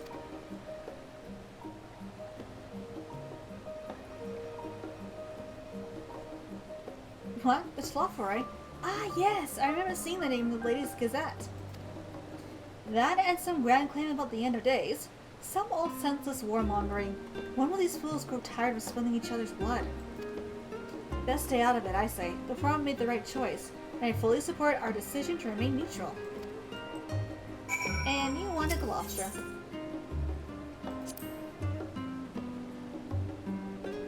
At last, the oven-baked lobster is mine! You have no idea how long I've scrimped and saved and suffered to afford this heavenly dish.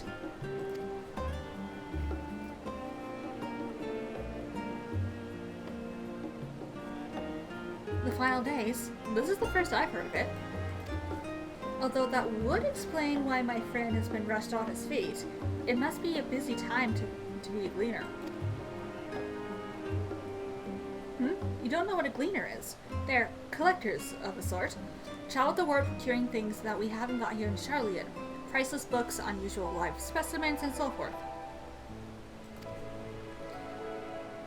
So named for those folks who trail after the reapers in the fields, picking up for every grain which was missed. Aye, by all accounts, gleaning is the most meticulous and demanding profession.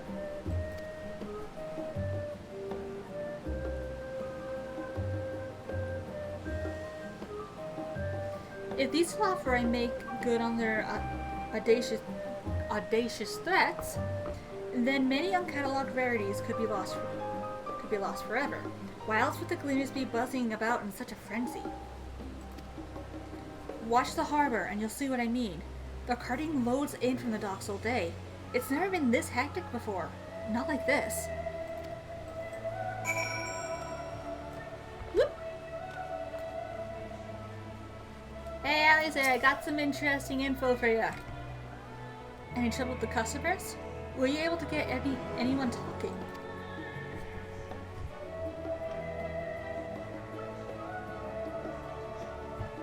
Interesting. They seem unaware of the final days aside from whatever vague news the gazettes are printing. Even Dickon had nothing to offer. And he's the best source of gossip in the city. If the Forum does have secret knowledge, then they've done an impressive job of ensuring no one whispers it in the wrong ear. In any case, thank you for playing the part so well. Here, a cup of coffee I promised. But let's enjoy our drinks elsewhere, shall we? Maybe behind the peristyle, away from the gossips and their wagging tongues.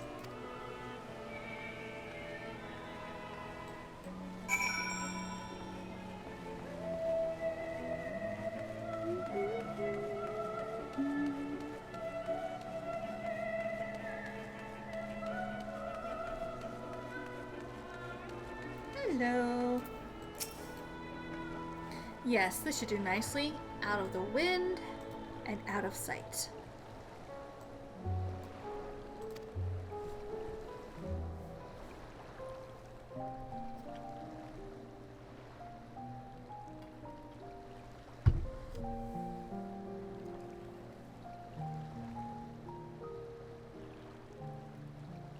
When our father disowned us, I couldn't believe what I was hearing.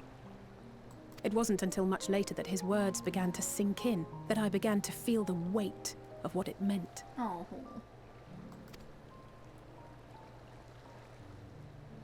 Do you remember when the decision was made to come to Sharlayan? Graham said that the Forum was determined to keep us in the dark, and that Father's venomous performance was part of that strategy, to keep us at arm's length. Perhaps it was. Father argued with Grandfather on many occasions, but never with such dismissive contempt. Oof. And when he demanded what justifies the sacrifices we make in war, I honestly didn't know what to say. Neither did Alpha know, I know, but never for one moment did I believe we had made the wrong choice. So all I could do was fume silently. It was only afterwards that I realized how childish I had been. How being stubborn and self-righteous must run in the family. If I could have just mustered a civil response, then things might have turned out differently.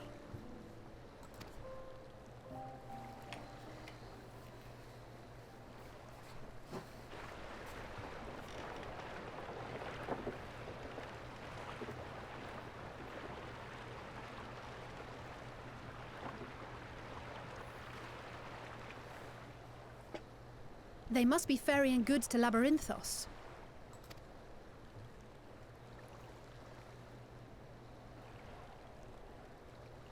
A vast complex beneath the island. Sharlayan is famous for archiving knowledge from around the world. Well, that knowledge is not preserved exclusively in dusty tomes and desiccated samples. Our living library, comprised of all manner of flora and fauna, is housed and studied within that underground facility. Ooh. Still, that did seem to be an unusually large shipment.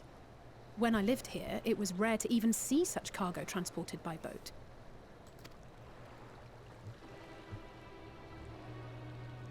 Wait! Didn't you hear something in the last stand about the gleaners coming and going more than usual? Yes, I did. Well, I think they're the ones we saw manning those boats. And gleaners answer to the Forum. If the appearance of the Telophoroi prompted this sudden burst of activity, then Labyrinthos may hold a clue as to what the Forum is planning. Shall we take a look?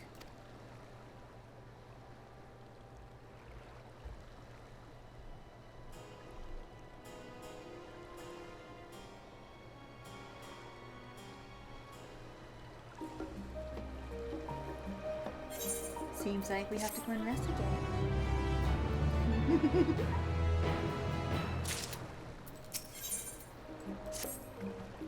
We should tell the others what we've learned about the Gleaners.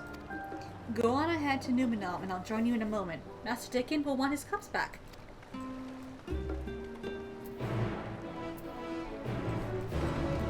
Sprint!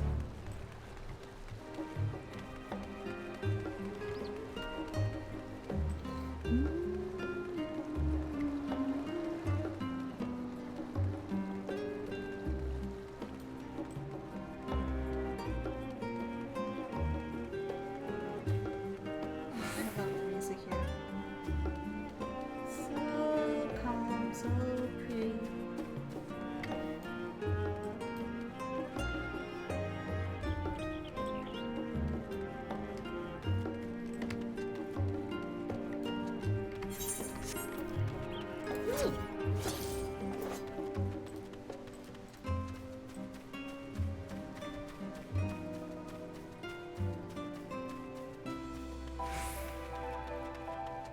Almost there.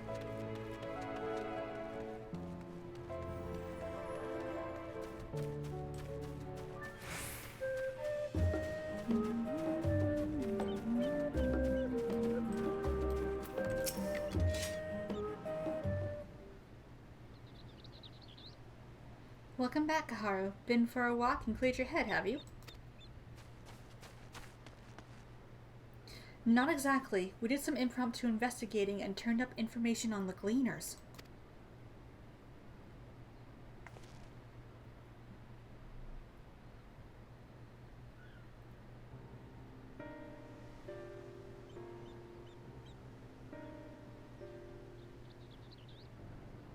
It makes sense. The Gleaners take their requests directly from institutions and bureaucrats, but, as you say, they ultimately answer to the Forum. A sudden and significant increase in Gleaner traffic and in cargo, it certainly gives an impression of an overarching plan being put into motion. Let us see what theory we can build from the facts. As Yashila observed earlier, the Numenom's archives appear to contain no information concerning the final days. Coupled with what Kaharu and Alize learned from at the last stand, we can be reasonably sure that most Sharlayans know nothing of that particular period of ancient history. Yet my father and his colleagues are not only familiar with the final days, but are also somehow certain that the destruction of being perpetrated by the Telophori is wholly unlike those apocalyptic events. Moreover, the Forum claims to be so occupied by a duty of such pressing importance that they saw fit to unanimously deny Eorzea's request for aid.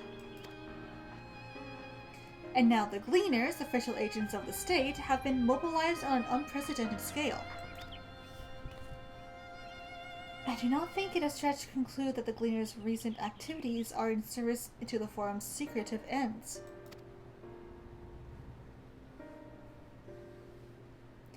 In which case, our next course of action seems obvious. We visit Labyrinthos and assess the situation for ourselves. And if we're lucky, the Gleaners will be far more receptive to our questions. What should we expect down there? Oh, I would hate to spoil the surprise. As for myself, there are a few more subjects I should like to research. I may join you later, but feel free to leave behind your borrowed books and be on your way. I'll see to it that each is returned to its proper place.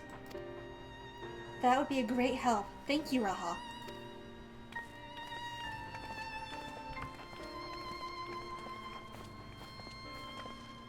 Let's head down to the stairs over there, and I'll show you where the entrance is.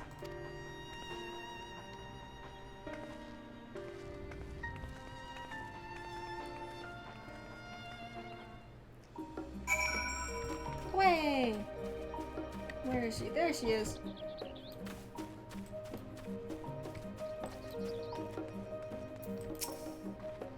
Ready? Labyrinthos is not too far from here, but you may find the path a bit disorienting.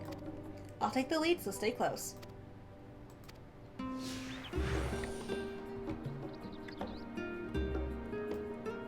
Alright, come on, let's go. Why are you so slow? That is not a brisk walk. I'm at my normal walk and I'm faster than you.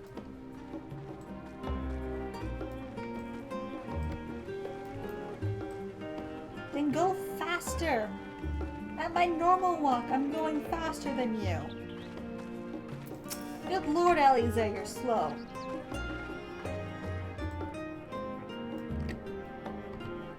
Run, run, run as fast as you can.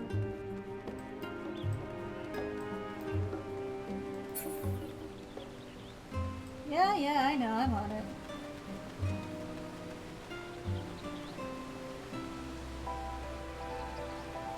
Okay, cross the bridge.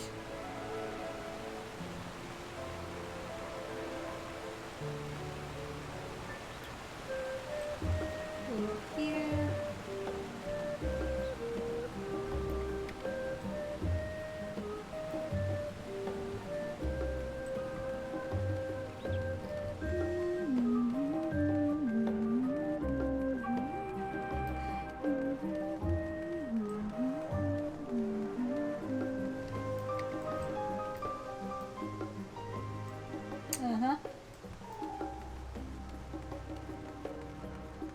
we there yet?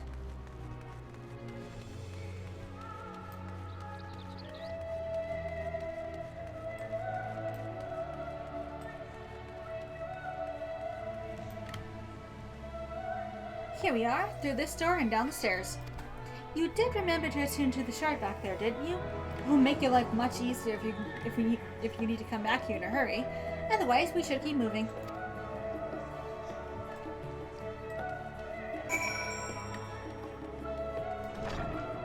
Yes, I did remember to attune to that Ethernet shard, thank you. Down the stairs. Whalers with Sharlayans and stairs. Oh yeah, I forgot. This is what the Chocobo Keep is for some reason. Hello, Chocobo Keep. Thank you. Not that I ever use you, but thank you. We're all here now, yes? I've taken the liberty of securing permission for our group's descent.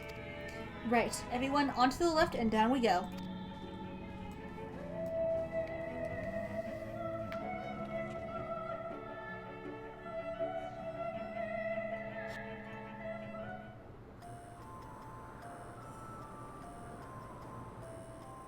Deep beneath the scholar's city shines a false sun within a fabricated sky.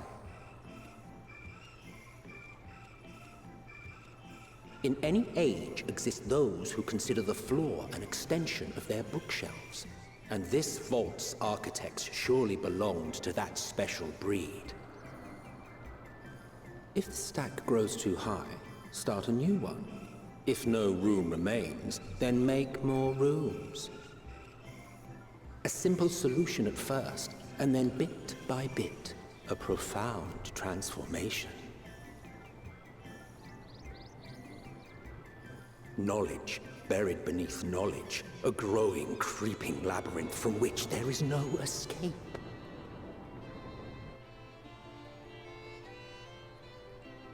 Labyrinthos, we have arrived.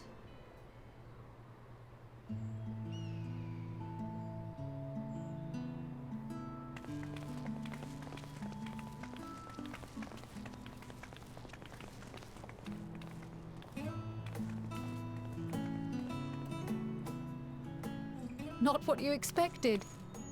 I must admit, the artifice is very convincing. But I assure you that we are beneath Sharlayan itself. The breeze you feel, the flowing waters you hear, all created by the hand of man. The island is volcanic, you see, and once upon a time this great hollow must have been a reservoir for magma. It was discovered some 400 years ago, at which point it was repurposed as a storage facility for scrolls and samples and such. Renovations have continued, with nigh on no interruption to this day, with the lower levels still undergoing expansion. Aren't those people gleaners? Oh, yeah, look at them. Aye, judging by their dress. They are said to work alone as a rule, but 'twould seem that rule is being enthusiastically broken today. It may be as you suspected, that they are engaged in a task apart from the norm.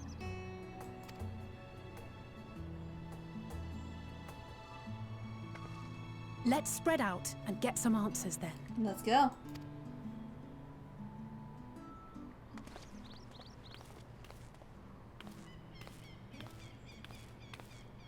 Ugh. Are you okay? Did you call to me just now? No. No. How odd. I must be a bit dizzy from the descent. I'll be fine, I'm sure. Let's get to work, shall we? Let's get to work.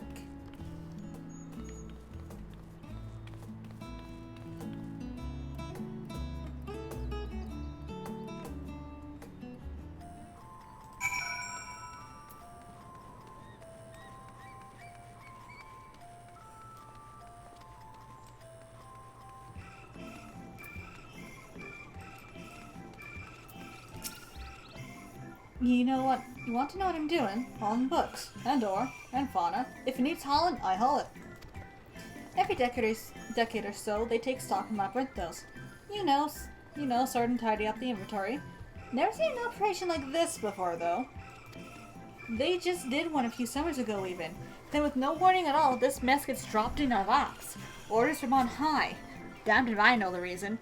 Could be that they're changing the layout, eh? Preparing for the next big expansion. Okay.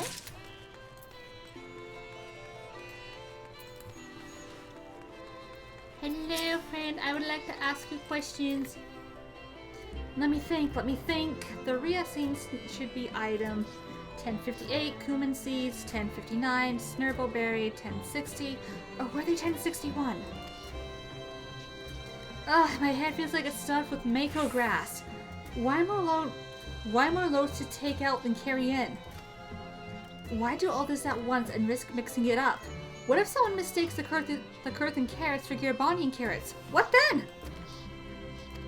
Ooh, okay. I'll leave you to it.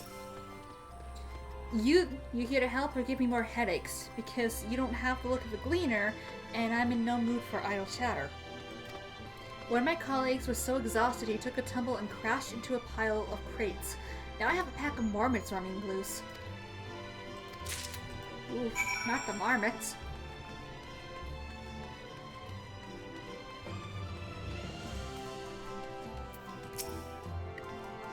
Any luck, Kaharu? What tales do the gleaners have to tell? Boop, boop, boop.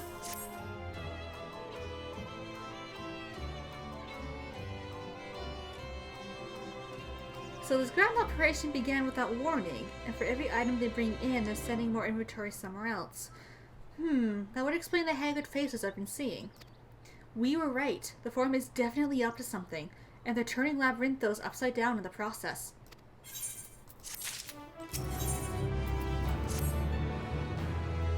Well, we would do well to learn more of what specifically the Gleaners are being tasked to do, as well as who has tasked them to do it. If you're game, Kaharu, I have an idea. Didn't one of the Gleaners you questioned say something about escaped marmots? Perhaps if you were to help him capture said creatures, he might be inclined toward a more friendly and enlightening conversation. In the meantime, I'll turn my charms upon this Gleaner here. We can compare notes afterwards. Happy hunting!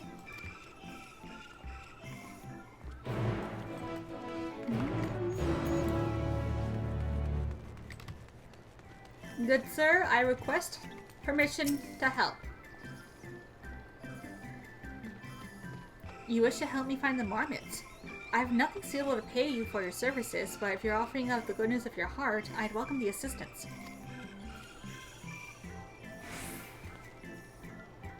The name is Erinville, friend, specialist in the collection of live specimens. That said, the capture of these Nixian marmots is a trial I've no desire to repeat. Gristle mice, they call them. For mercy, there are no marmot species on this tier list at present, so there should be no mistaking our little fugitives. If you happen to catch any, stuff them in the sack. Gently, of course. Where to begin, you wonder? I have not seen any scampering around here, so we'll need to widen our search into the surrounding forest. Be on your guard. There are beasts out there that won't hesitate to prey on a marmot. Or you. I'll switch the trees to the west. The eastern part of the forest is all yours. Good luck.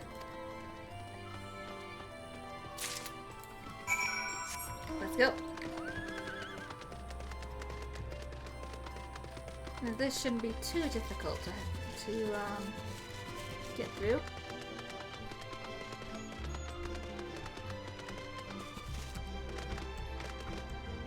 Oh, there's the grizzled mouse. Let's see if I can remember how to reaper.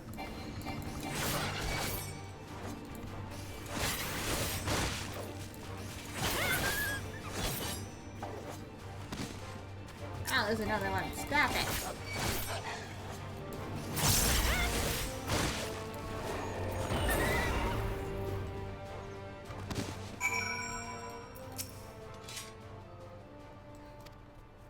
and there it goes. Barely have you ready the sack when the grizzled mouse scampers off into the underbrush. Of course. Away I go again.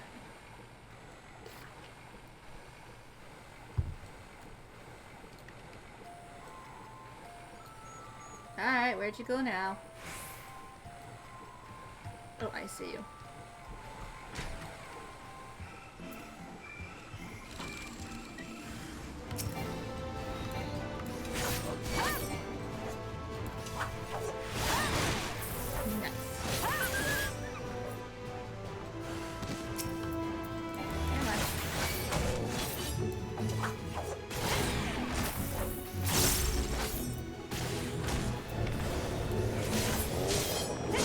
Goodbye.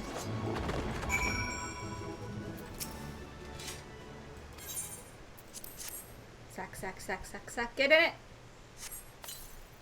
Oh, there it goes. The rodent nimbly evades your grasp before once more disappearing into the trees.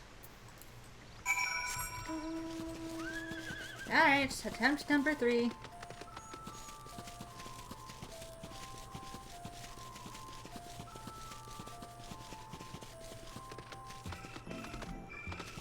Alright, where'd you go?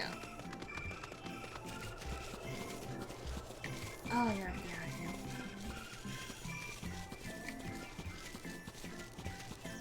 Oh. Oh, there we go.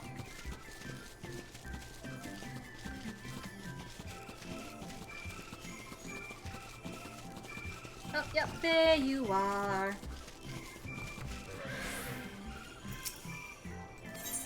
Alright, get in the sack. Got you. More prepared for its fate, this time you succeed in closing the sack over your elusive quarry. Yay! We got the rat!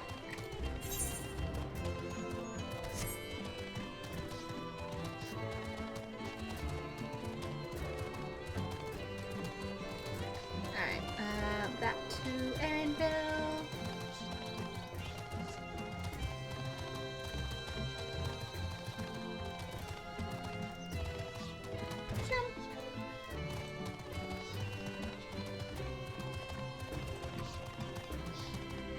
Yep. How did you fare? I tracked down 3 of the pack, which leaves 1 unaccounted for. There you go. I found it, and I got it. Ah, there's Lord Marmot House. Wait here a moment while I put our friends into a holding cage.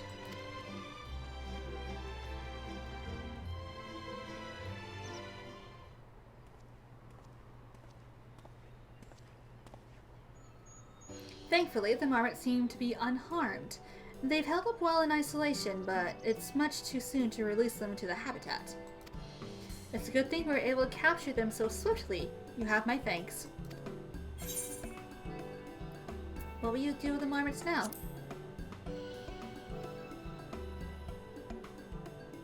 That's for the Forum to decide. They are the guiding authority behind Labyrinthos after all, and this job was but one small part of this great inventory of theirs. Suitable for consumption and easy to breed, those are the true conditions I was given for the stock I was instructed to procure. I don't know what the Forum has planned for these creatures, but at the very least I doubt they'll be served for dinner today or tomorrow.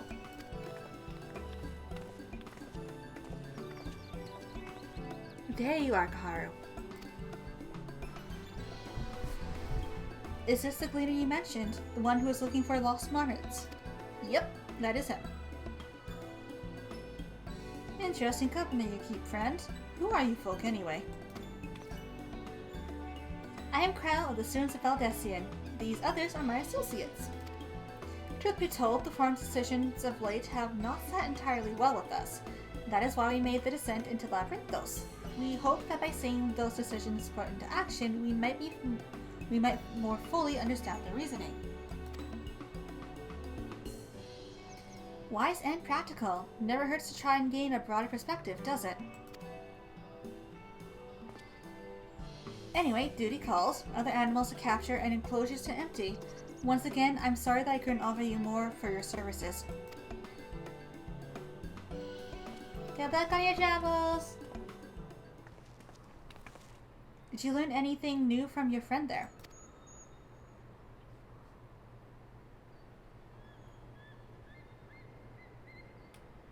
So we've confirmed that the order for this ambitious operation did indeed come directly from the Forum. However, the Gleaners have not been informed of its purpose. I'd say that fits with everything we've heard thus far. We've also discovered that when the operation was begun, the Forum contacted the Gleaners' guild ship and put their people to this great work of theirs some 4 days after the Telefari made their chilling declaration. As seasoned travelers, the Gleaners kept abreast of news from every corner of the world out of necessity. Thus, I am inclined to trust that their calendar of events is accurate. Although, altogether, it gives the distinct impression that this undertaking was a sudden and unexpected development. Yet I find it hard to believe that such a comprehensive restructuring of Labyrinthos and its archives could have been planned in so brief a window. Nay, this plan was long in the making. They were but awaiting the right time to put it into effect. And the Telefari's declaration was what set it all in motion. It seems likely, but let us not leap to conclusions just yet. For the moment, I suggest we conduct a wider investigation of Labyrinthos. The more facilities we visit, the more pieces of the puzzle we stand to find. In that case, how about we head to the Archeon? From there, we can reach Thor.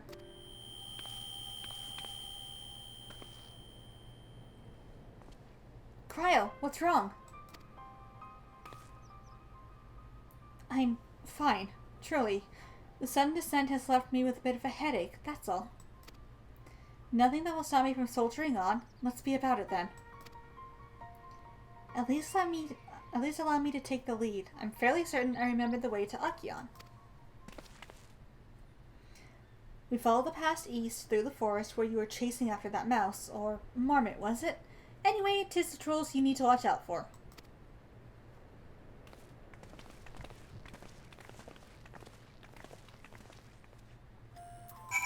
Away! Away on my behemoth!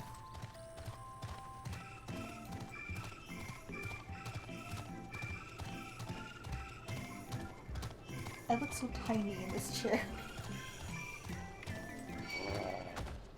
Oh, you push.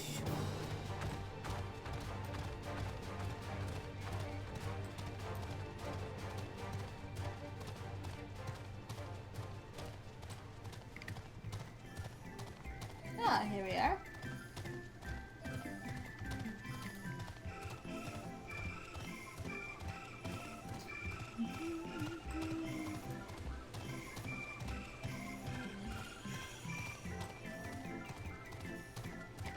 We have arrived. Behold the Archeon. As Numenon serves the Sharlayan's literary archive, so does the structured house the city's wealth of material data. The architecture too is similar. This building you see is merely the upper entrance, an access point to the vaults carved into the cliffside itself. Those vast rooms are stored countless samples and specimens, as well as the detailed records which describe them. In a manner of speaking, the Archeon contains a physical history of Sharlayan's unwavering dedication to the accumulation of knowledge.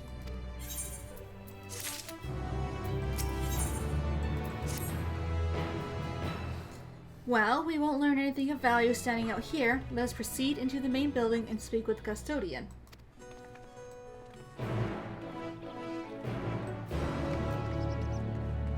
Okay, first thing is first, let's drop my phone apparently. And let's get this Ethernet shard.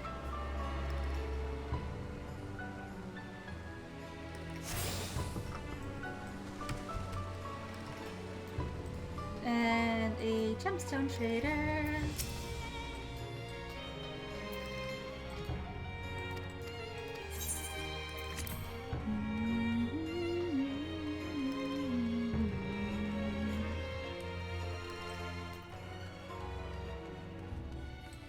Hello.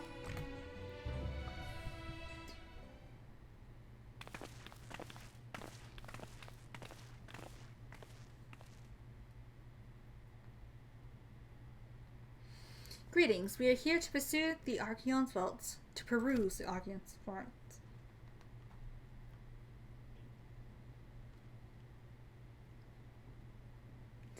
Pursue? Good lord, my brain. Peruse? You're clearly not gleaners then. May I ask your affiliation? We belong to the students of Valdesian, but is that relevant? I was given to believe that the vaults, those open to the public at least, were open to the public. Ordinarily, yes, that would be the case. At present, however, access is restricted. Perhaps only persons directly involved in the reorganization efforts are permitted to enter.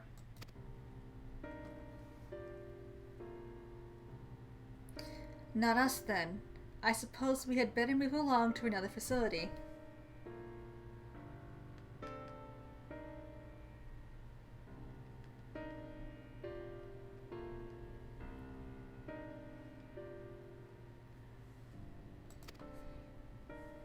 This building has a lift which connects to the middle tier, yes? Might we at least make use of that? That service has also been suspended, I'm afraid. For the time being, priority has been given over to the conveyance of inventory. What? So this is as far as we can go? I apologize for the inconvenience. Please come again after our restructuring operation is concluded. By that time, it will be too late. We're so close to getting answers. We need to rethink our approach. Let's step outside for a moment, shall we?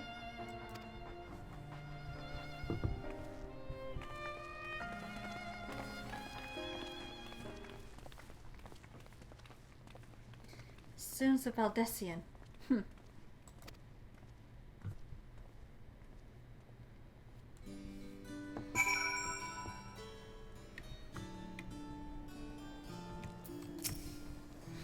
We are at an impasse. As we have no other leads, I would like to pursue this one further.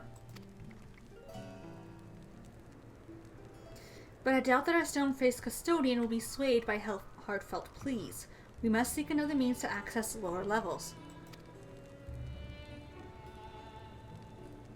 It is likely that the people in this area are involved in the restructuring in one way or another. If we were to integrate ourselves, they might allow us to accompany them on the lift. Let us ask around. Surely someone is in need of a few strong backs to lighten the load.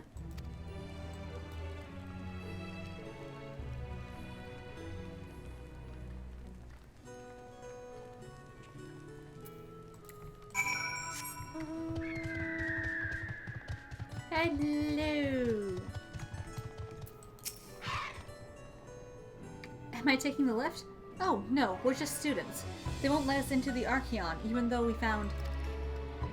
Actually, we have no idea what it is we found.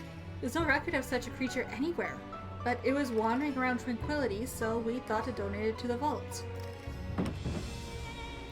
Ooh. Honest little squeal, don't you think? Anyway, I suppose we'll have to take care of it until the Archeon is open again.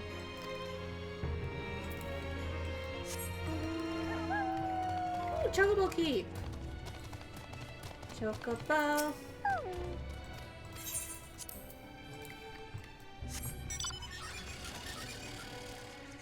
Alright, where is the other you?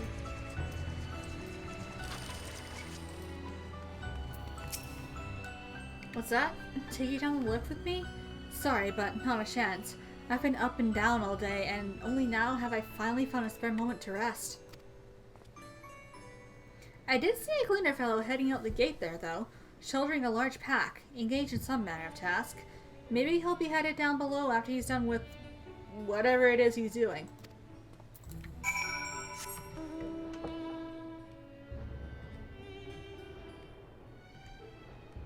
I think I know who that cleaner is. Yep, there he is. Okay, can you piss off? I don't care. Are you serious?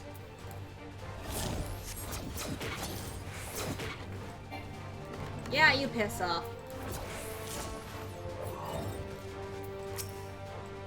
Quiet, you frighten it away. Ah, it's you again. I don't mean to be rude, but I'm in the middle of another task. The cloudkin I need to capture is close. Very close.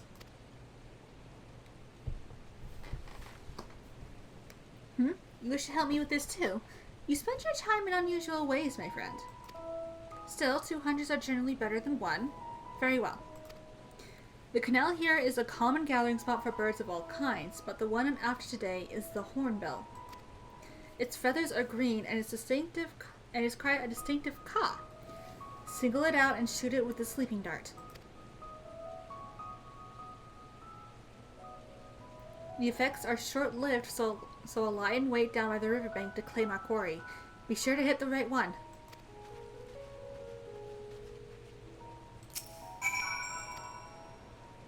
Alright, let's get us a hornbill.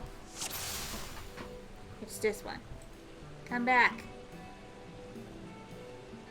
Come back. Oh, I missed. Got you. There it goes. Off to sleep. Off to sleep.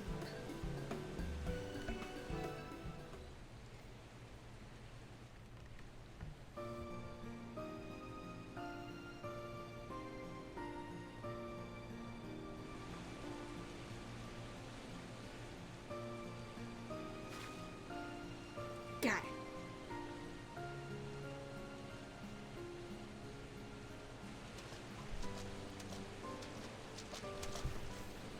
A fair shot.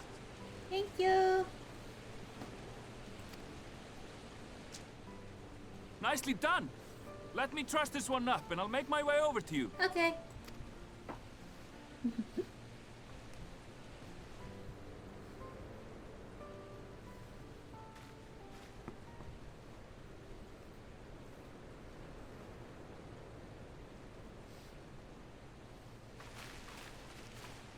There you are.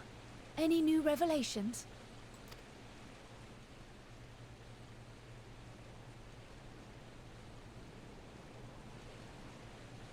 So you met with that gleaner again, this time to capture a hornbill?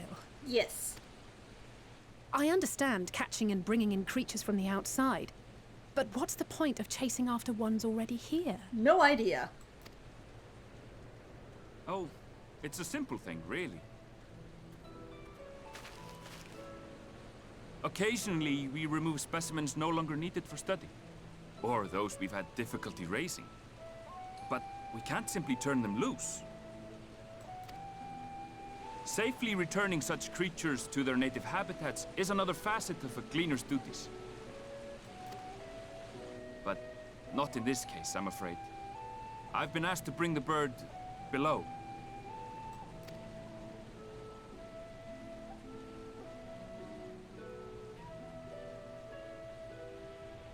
The restricted section in the lower levels of Labyrinthos. Open only to a select few researchers handpicked by the Forum. The projects down there are the subject of rumor and hearsay. Forbidden magics. Advanced technologies that can never be allowed to fall into outside hands. Even Archons are not privy to the truth. Suspicious. Those who are, the researchers involved in this secretive work, are not permitted to walk freely in the city, and are instead required to live in isolated quarters. What could a facility subject to such strict security protocols possibly need with a hornbill? An experiment? Possibly. I wasn't afforded an explanation. But judging by the requisition list given to me and my colleagues, I doubt it's for any kind of advanced research. I'd be more inclined to believe we were making preparations to migrate to the south. Mericidia or thereabouts. What? Why would you say that? Much of the flora and fauna we were asked to procure could serve as reliable sources of sustenance. They're comparatively hardy species, too, able to endure harsh climates. And among them are specimens known to be effective in improving soil quality and purifying water. When you put it that way, migration does sound like a reasonable assumption. That's all it is, though. An assumption. Through our tasks, we gleaners glimpse only bits and pieces of the Forum's plans. Our prime concern is that our requisitions, be they living or otherwise, are properly preserved for the knowledge of future generations. Now, I really must be going. I regret that I cannot reward you as you deserve. It's okay, I don't do this for rewards. Perhaps you might reward us after a fashion then. It is imperative that we reach the lower levels. And seeing as you are already set to descend with your assigned cargo, mayhap we could accompany you as your assistants. I'm afraid that won't be possible. Once the animals have been prepared for transport, we send them down separately via the lift. I will of course follow after to make my report, but I can hardly pass you off as porters when there's nothing left to carry. You have a point. You have a point. Indeed. Pray forget I said anything.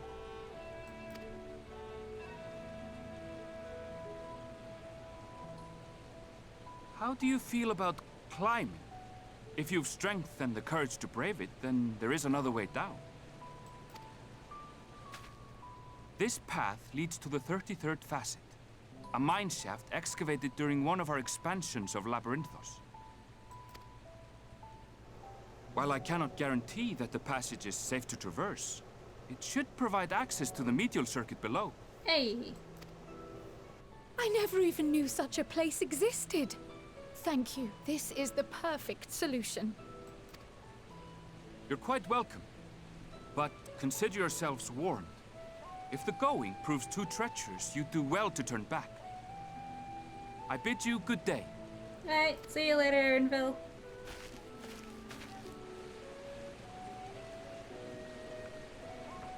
Well, turning back is hardly an option, not when we've come this far. Let's go and take a look at this mine shaft.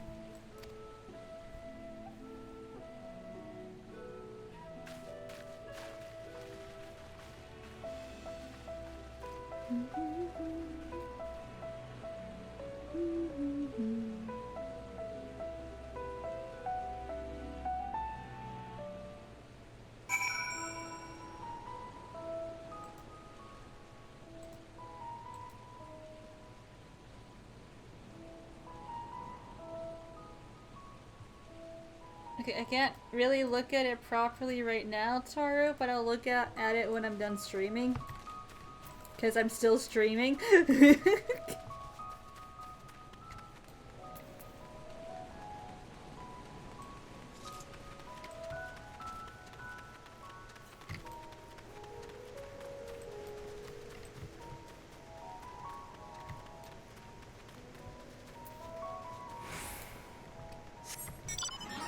Yes, I saw you yelling about that in the Discord. Yes. That is indeed a thing.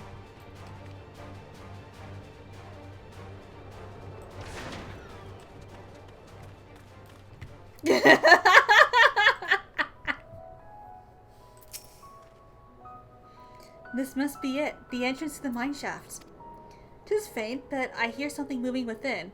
Creatures homed there by the researchers, you think? Well, slavering beasts aside, we will need to watch our footing. We should tighten our straps and such before we continue.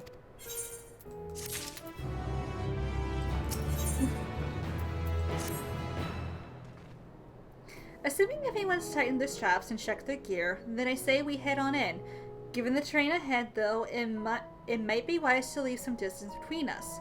We don't want to be stumbling over each other if it comes to a fight. Take it slow and don't forget to check your surroundings from time to time. We can meet up again on the other end of the tunnel.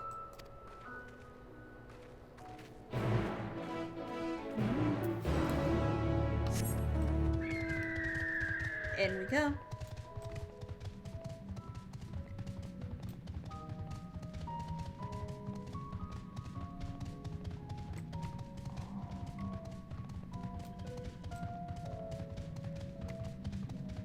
Okay, let's go around you. Never mind. You apparently can know I'm there without seeing me. Go away. Thank you. Alright, what's gonna attack me?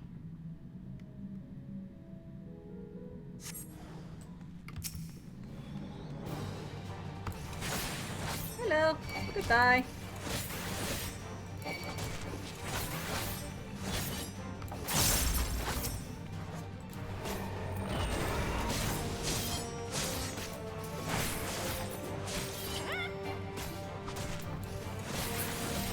There we go.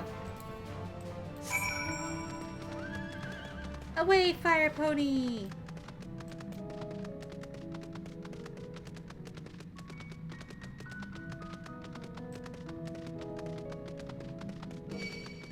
Oh, would you piss off? I don't care. I got work to do. Got other things to kill.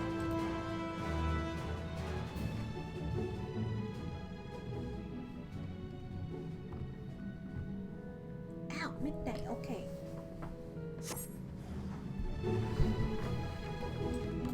Okay, if you're gonna dig your claws in me, then you don't get to go out.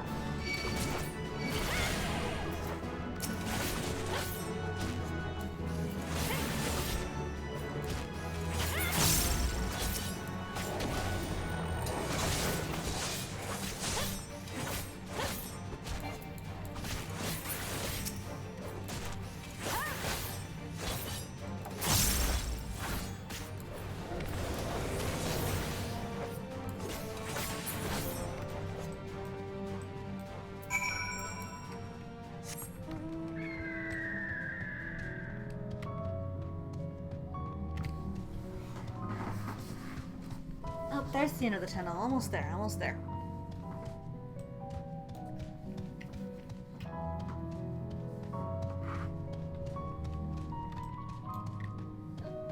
Oh, heck up.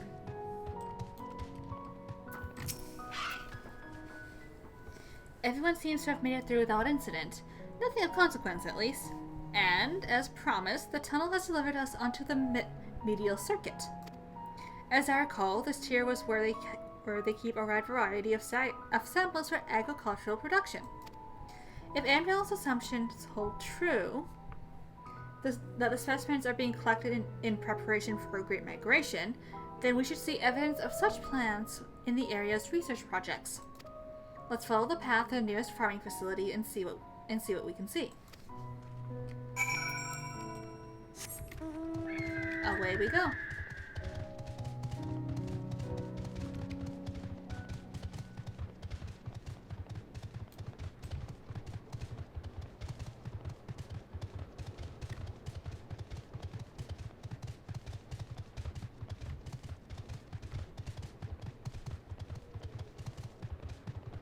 You know, we'll get there eventually. Eventually.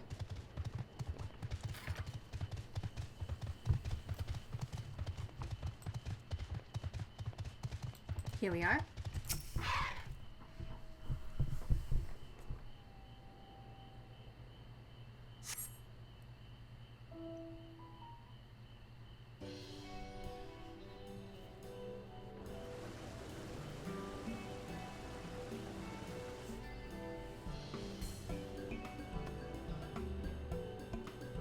Aha! Now I know where we are. This is Mariel Agronomics.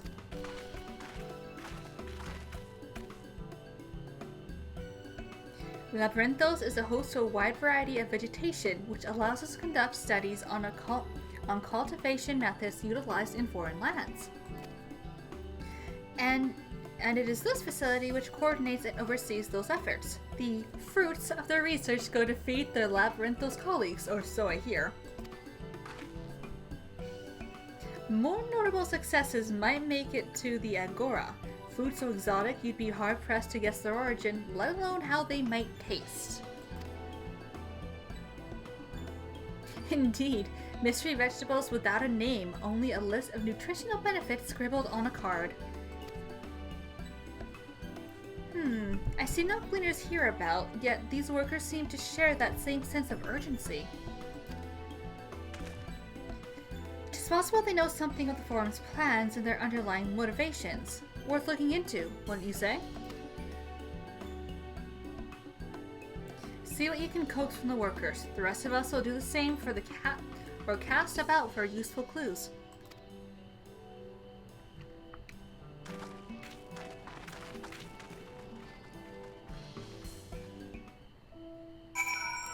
Alright, let's ask around. You know, as we tend to do.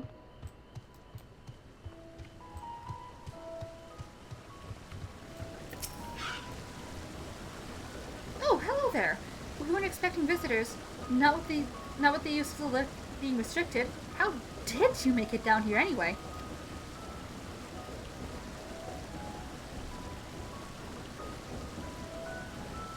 The mine shaft, you say?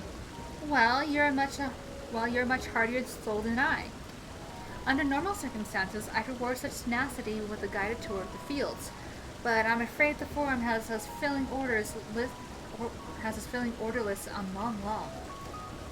Mouse have yet detailed requests, literal wagon loads of crop samples, and hardly any time to put them together. When I first heard of this grand reorganization, I assumed we would be shuffling around old stock and making room for the new. Then came the orders for the ridiculous quantities of seeds we've already thoroughly researched. Passing strange, eh? I pressed for an explanation and was met with vague assurances that all would be revealed in due course. Not the most satisfying answer.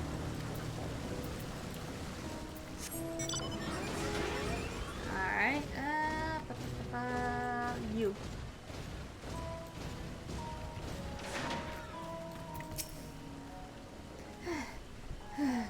Do I have aught to be taken down below? More than I can carry and then some.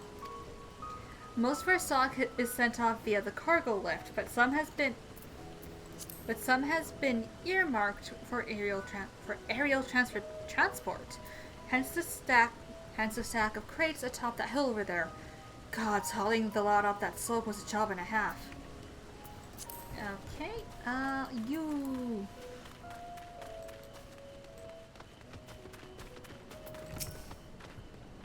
What crops are we raising? Well, as you can see, this one is a variety of grape.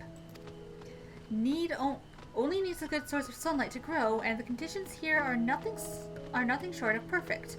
Hardly surprising, given that it's native to a particular locale in the very place upon which Labyrinthos was modeled, a region in the south of Isambard. It boasts remarkable habitat diversity, allowing for myriad flora and fauna to thrive. Chilly peaks in the north give way to swaths of temperate plains, which in turn transition into a hot, humid coastline. Such bountiful territory is ever contested, as you might expect. Used to be called Corvos before the Imperials renamed it Locus Amnios. The forum saw it not as a prize, however, but a researcher's ideal environment, one whose climates we strove to recreate within the confines of Labyrinthos. It's since provided a rich foundation for countless experiments in cultivation. Alright, let's go investigate the stacked boxes up here.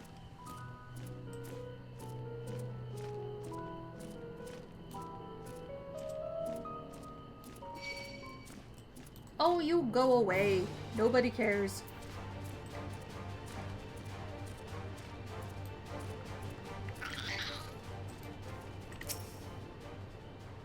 The labels on these crates tell the story of their contents, bundles of common seeds and saplings, accompanied by sheaves of rewards.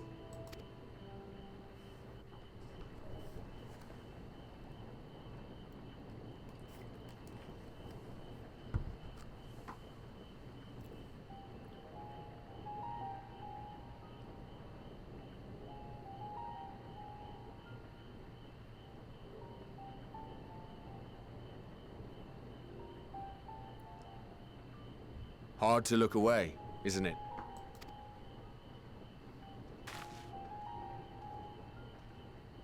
But they're more than pretty flowers. Heart blooms are attuned to ambient emotion.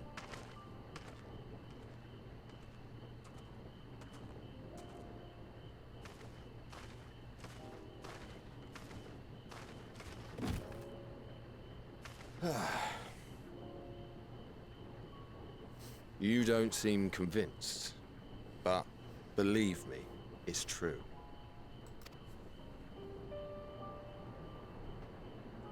This ashen grey, for instance, it mirrors the anxiety and urgency of those working nearby as they rush to fulfill sudden orders. Intense feelings like those spur the petals to change colour. Bright glowing hues in the presence of joy, dark subdued shades for frustration or despair. Yet even with the collected wisdom of Sharlayan at our disposal, we've yet to identify the underlying principle of this empathic effect.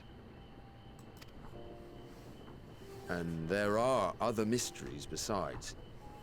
Although the flower is extraordinarily long-lived, its low reproductive rate has made it difficult to find younger populations growing in the wild.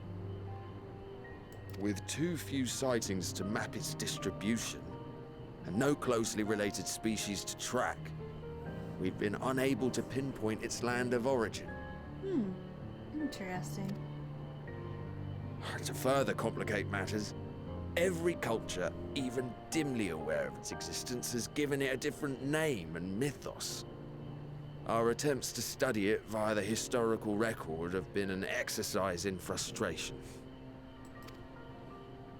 As an avid botanist myself, I should one day like to unravel the Heartbloom's secrets. But I'm afraid other duties must take precedence. I will leave you to your thoughts.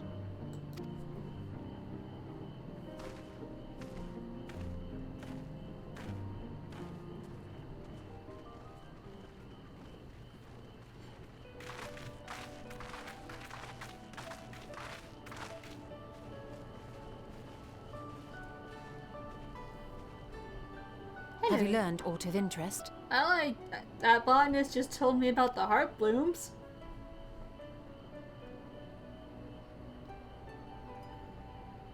A flower that reacts to one's feelings. Strange. I must say, I have never heard of such a thing.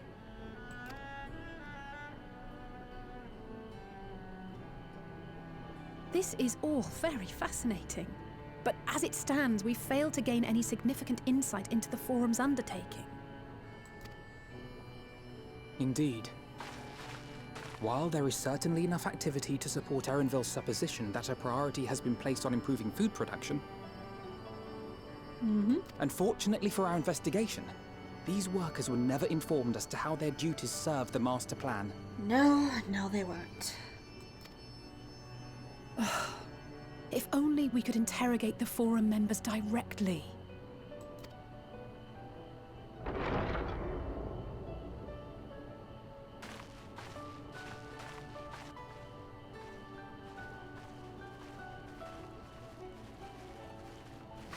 Isn't that the entrance to the Archaean?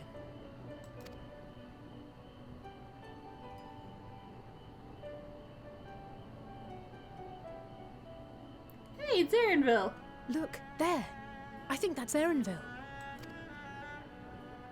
A little difficult to tell from here, but I think you're right. He did say he was coming down to make his report. Erenville receives his orders from the Forum. Would it not follow, then, that the superior to whom he reports is a Forum member? Or at least a close associate? Oh, yeah. You mean to eavesdrop on their conversation? What of the risks? Ours alone to bear. We won't interfere with Erenville's work, nor will he be implicated as an accomplice. If you're not comfortable taking part, I can do this alone. Nay. I said myself that I wished to know Father's intentions. And no answers will be forthcoming should we simply ask nicely. Yeah, that's true. We can apologize later, should it come to it. Right now, we need every crumb of information we can get our hands on. Consequences be damned. Yeah. It might be best if you came along as well. In fact, we should all...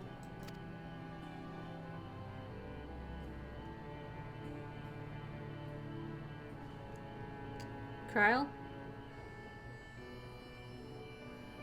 Kryle?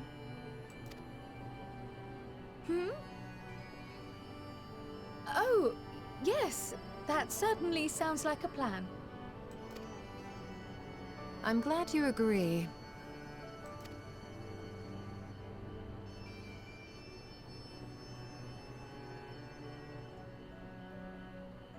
Quickly! Erenville is on the move. We need to get closer before we lose him.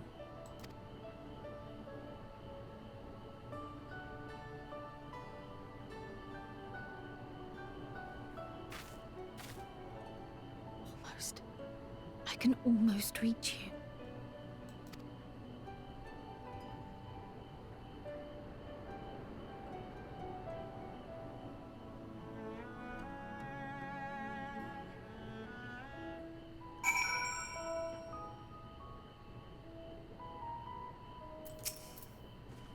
Is Kryle still feeling unwell? I've never seen her so distracted.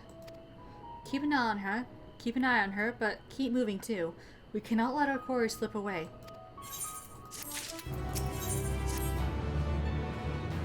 Erenville was headed westward along the path to the Archeon. Come, we can still catch him.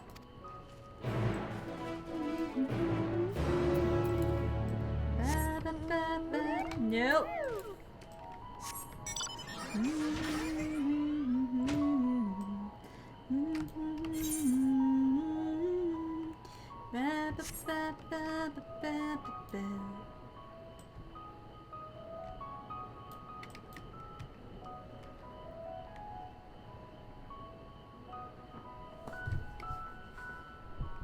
Here we are.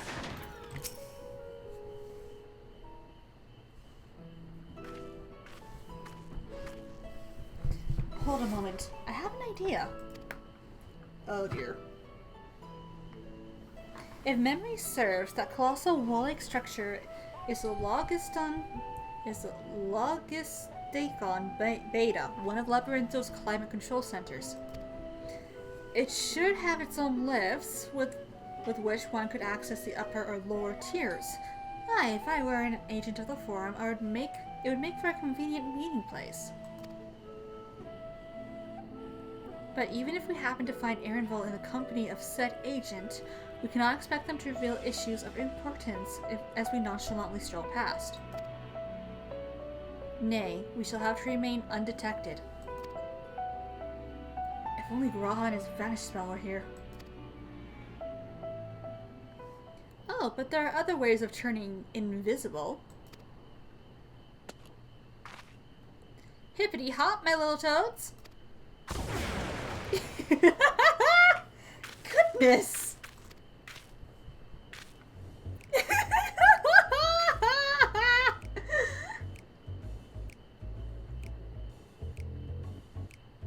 An accustomed transfiguration? Worry not, it will wear off with the passage of time. I suggest you and your green companions hop along and catch up with Erenville. Should you feel the magic's fading, return to me and I will refresh the enchantment. And what am I to do in the meantime? Wait here with me. In your current state of mind, you'd be as likely to leap into the jaws of a predator as you would learn anything of note. Which reminds me, where the creatures hear about, in that form you are essentially defenseless. You've changed into a toad! You must remain transfigured in order to progress with the quest objective. You return from your transfigured status. If you move too far away, look to your map for Transfiguration's area of effect. Speak with Y'shtola to restore or prolong the transfiguration. I'm a toad! Ribbit. Ribbit, ribbit! Alpha Toad and Alley Toad are now accompanying you. Keep them at your side in order to proceed with the quest objective. Come on, you two, we go. I am a toad.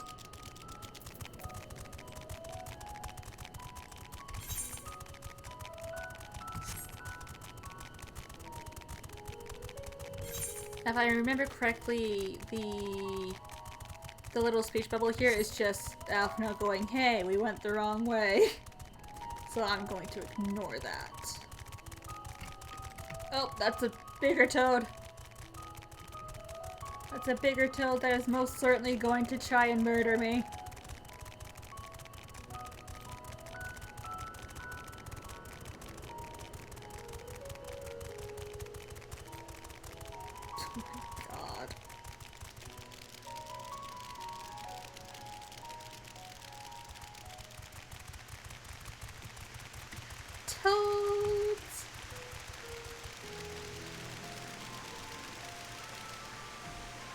Here we are.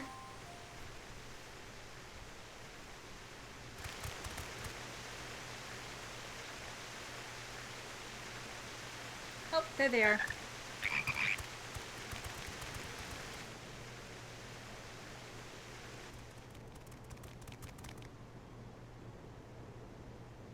I trust you will find your compensation to be more than satisfactory.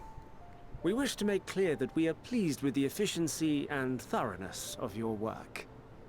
So much so that we have come bearing new tasks in need of your competent hand.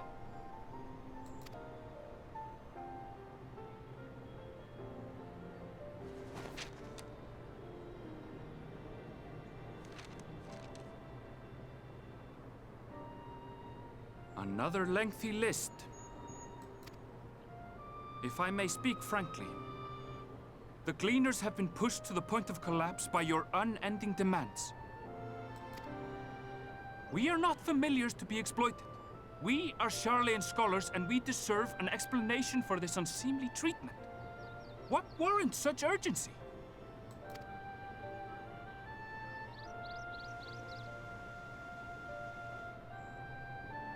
In an age long past, Sharlayan was charged with a momentous duty.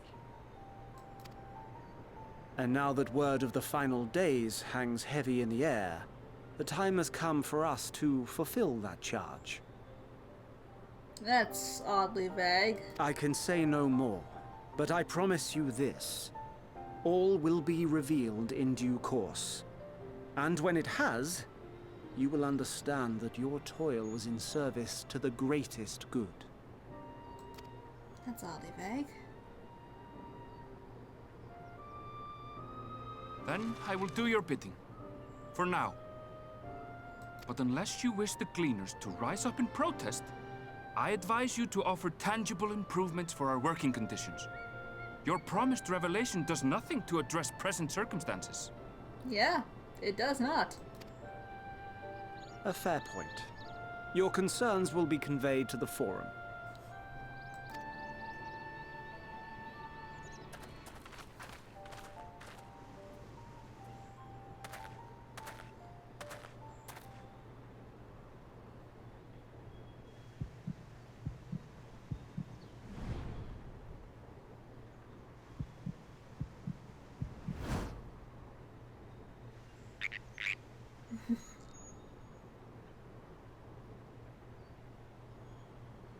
I hope that was informative.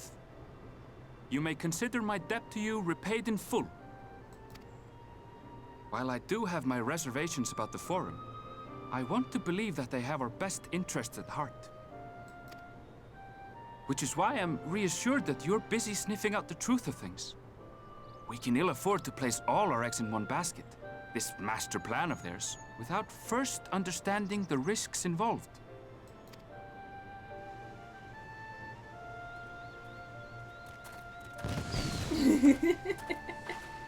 Wait! How did you know it was us? If you mean to impersonate a toad, try studying the real thing. And don't try to fool an expert.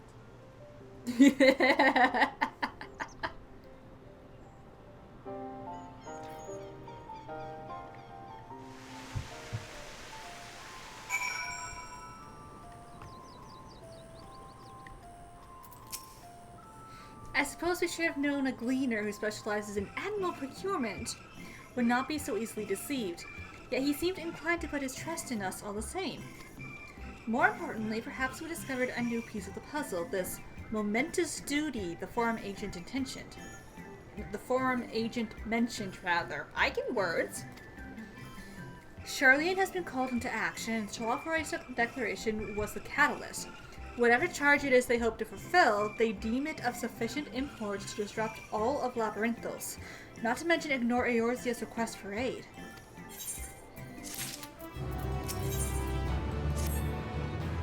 What duty could warrant the direct involvement of the Forum and the commitment of all its resources? Judging by what we just heard, none of the Gleaners were offered any kind of explanation. At this point, it seems abundantly clear that we'll learn nothing new by pressing them further. We should head back to Yashola and Kryle for the moment, see what they think of this.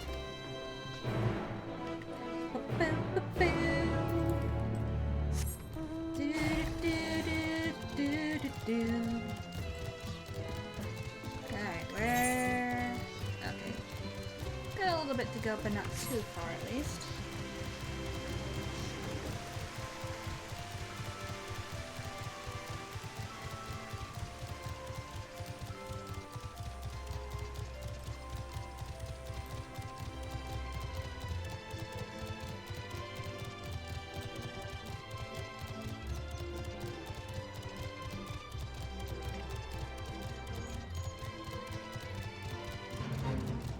I don't care about the fate. Let me enjoy the pretty music. Pretty. I like the music. Hello, we are returned. Welcome back. I trust you found Erinville then?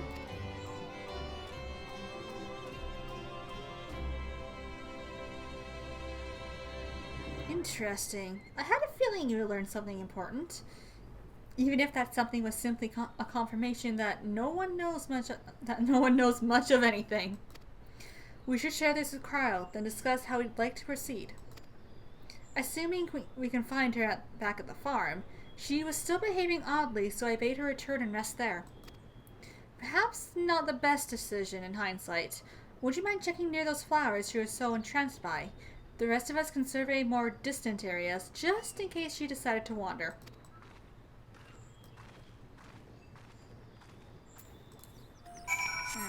Alright, the flowers are over here someplace, I believe.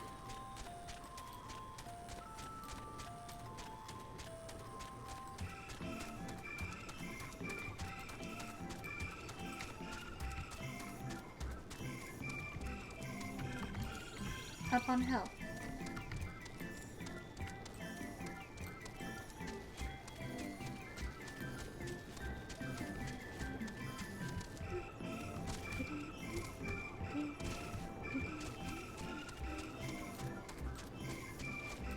Yeah, they're up here.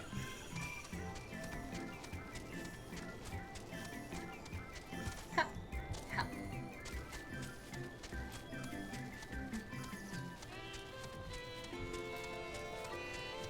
There she is. Hello, Kryle.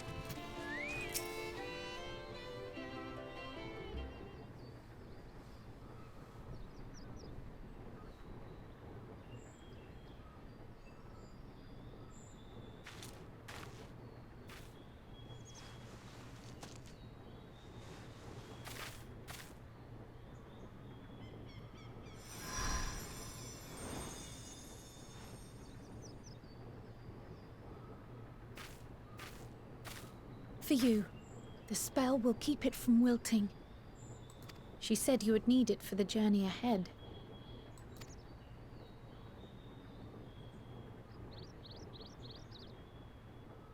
Will you speak with her now? I cannot hope to match Minfilia's clarity, of course, but...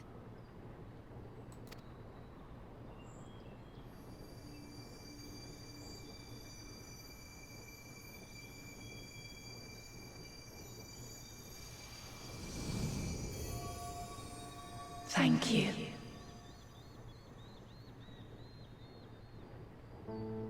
Do not worry. She has lent me her body for only a moment. Just as I could not save the first from the flood of light, it has become arduous for me to interact with the physical world without assistance. Though I might converse with you for a time, the incorporeal form I assumed on the ship would be incapable of casting even the simplest enchantment. It is in the depths of the ethereal sea, the place to which all life returns, where my influence is greatest. After Menphilia's sacrifice on the first, it was to the sea, here in the source, where I ferried her soul. I wished that gentle spirit to find rest in the world she loved so well. Her, and another who may yet have a part to play, though that will depend on you. Take the flower. Walk free, for you are free to go where you wish, to believe what you will.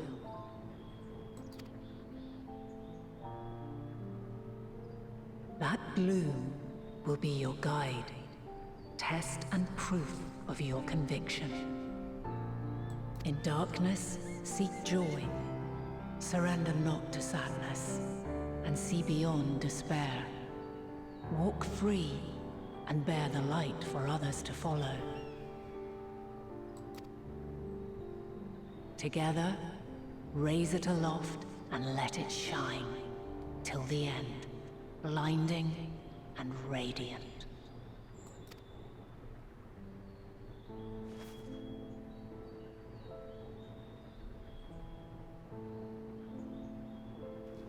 Oh, Kryl! That was all too brief. Already she seems so far away.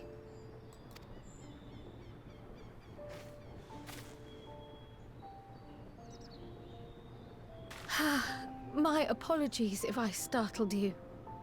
Ever since we began our descent into Labyrinthos, I had sensed another's will, straining to reach out. Even with my particular talents, though, I was unable to make a connection at first, so weak and tenuous it was. Once I took hold of that wispy thread. Imagine my surprise to discover it was Heidelin herself. Needless to say, it seemed wise to learn what we could before letting go.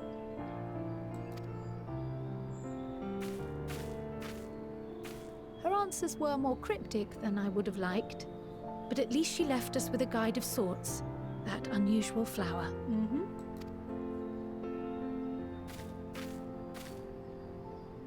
Yes, we are definitely making progress.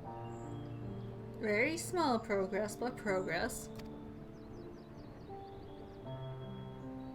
You can't be serious! We've done nothing wrong! Oh, that's not good.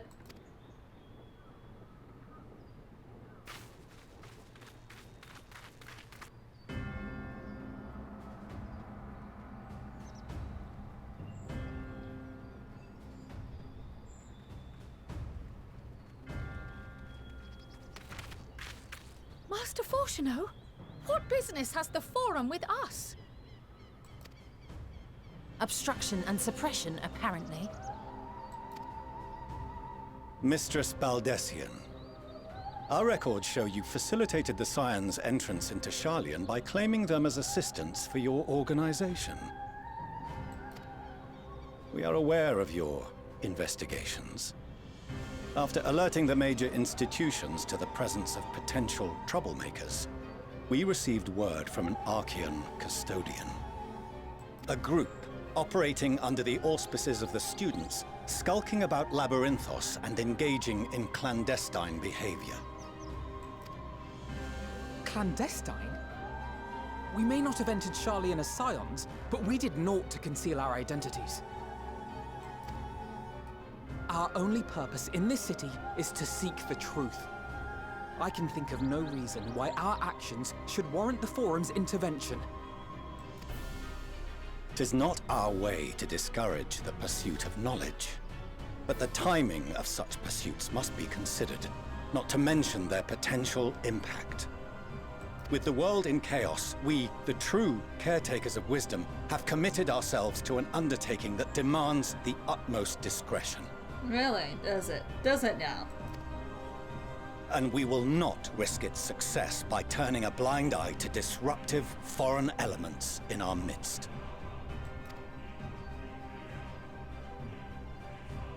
What, then, is to be our fate? Will you put us on a ship back to Eorzea?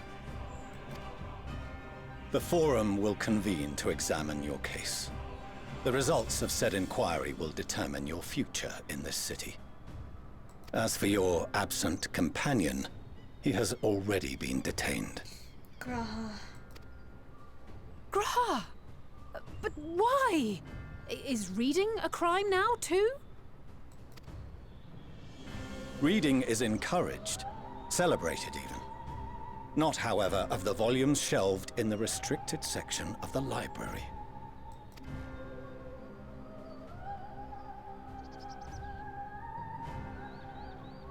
Refusing to comply will only make matters worse. Let us instead treat this as an opportunity to open a dialogue with the Forum.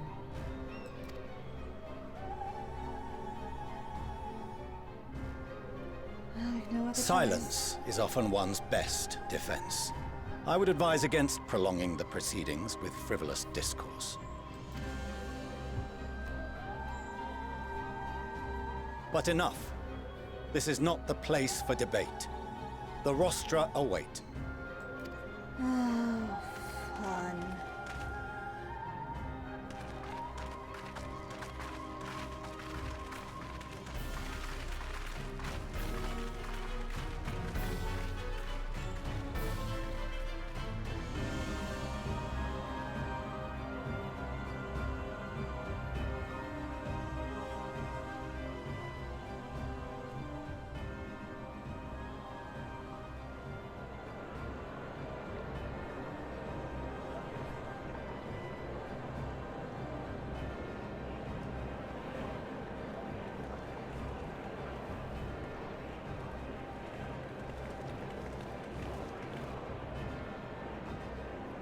Oh, dear. Forgive me. I was careless. We would have been detained regardless. This way, at least, we managed to stay together. I trust your time within the Forbidden Archives was well spent.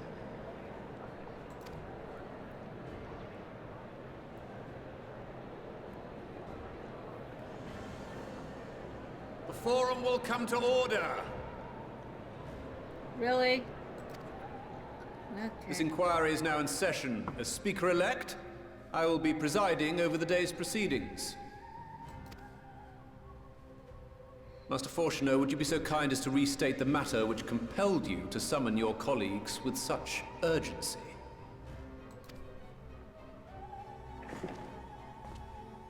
As you are all aware, we recently denied Eorzea's request for Sharlayan assistance. Yeah, you did.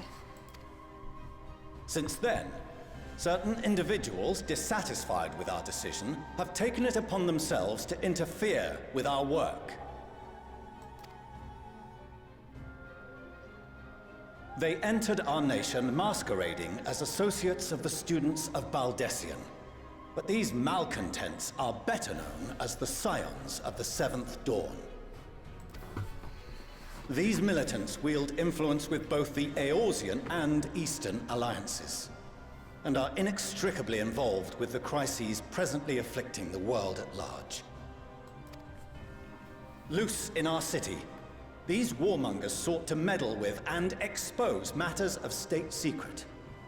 What are they, if not a dire threat to be expelled?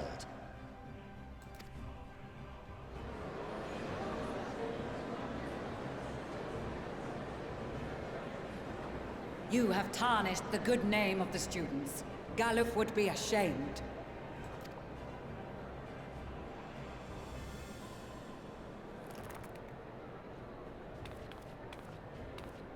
Galuf Baldessian was never one to forsake his fellow man. Even if this nation closed every door and retreated from the world, he would have found a way to help the Scions, help every soul of this star fight back against the coming doom.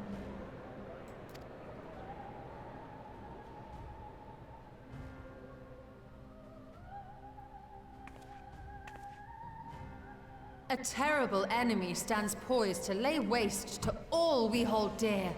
In the face of such madness, Eorzea reached out to Sharlayan, a respected ally, in the hopes of forming a united front. Was your curt dismissal truly the best you could offer? Or are you so preoccupied with your momentous duty of an age-long past that even the end of the world is unworthy of your attention?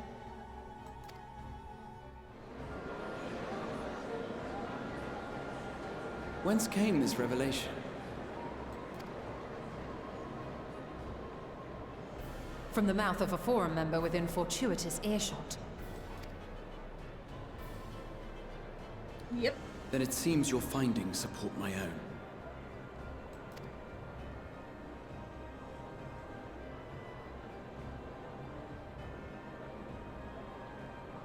The reason I visited the restricted shelves was to study records of the Forum's policymaking process, to better understand the historical trends underlying their most major decisions. What did you find? At first glance, the positions of neutrality in war and the accumulation of knowledge above all else appear constant and consistent, the unchanging pillars of Sharlayan society. Yep, that sounds about right.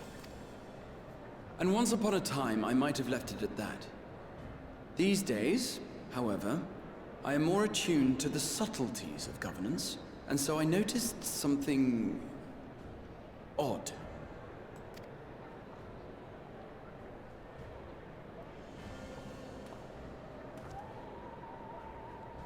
From a particular point in time, the purpose of these policies shifted.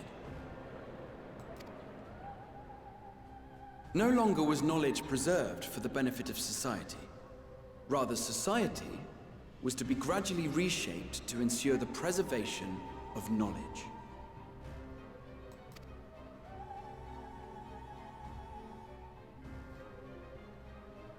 The most conspicuous and telling change was the one which befell Labyrinthos. Once little more than an oversized storehouse, an enormous allocation of funds saw it transformed into an advanced research and archival facility. Very curious indeed. I also discovered a fascinating account on the finances of our Dravanian colony. The settlement attracted students from far and wide, and the connections and tuition fees thus acquired were funneled into further improvements for the archives. Now, there is no question that our nation's progress is tied to the acquisition of wisdom. Nevertheless, the vast resources diverted for this purpose borders on the obscene.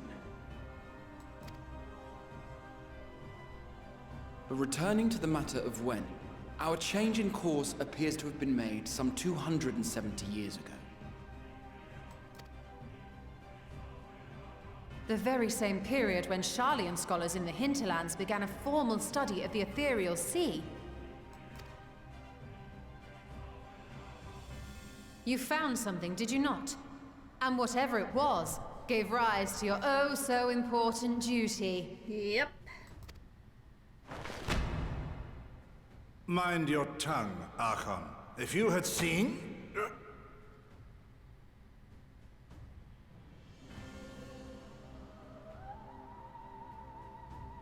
Yes. We are bound by a duty we cannot ignore. Knowing this, what would you have us do? Abandon our vital work and join you on the field of battle? We will never choose the way of the sword. We will fulfill our mission not through strife and bloodshed, but survival. Curious word choice. Come what may, we shall live on. We must. Do as you must, then. But we Scions will fight until the heavens fall, until our last breath.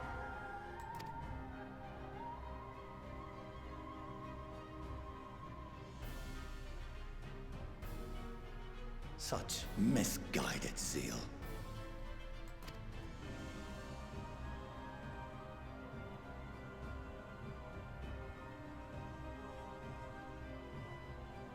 Father, Master Fortuno, I fail to understand the stance you have elected to take. But by the same token, I have yet to find a compelling argument to counter the challenge you put to us in Gridania. Still, in the midst of my uncertainty, I must trust in myself to do what is right, as others have chosen to trust in me.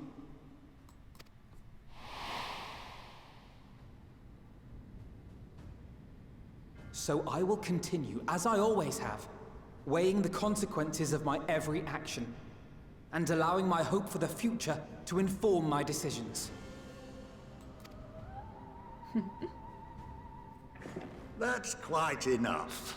Have you all forgotten the reason for this assembly?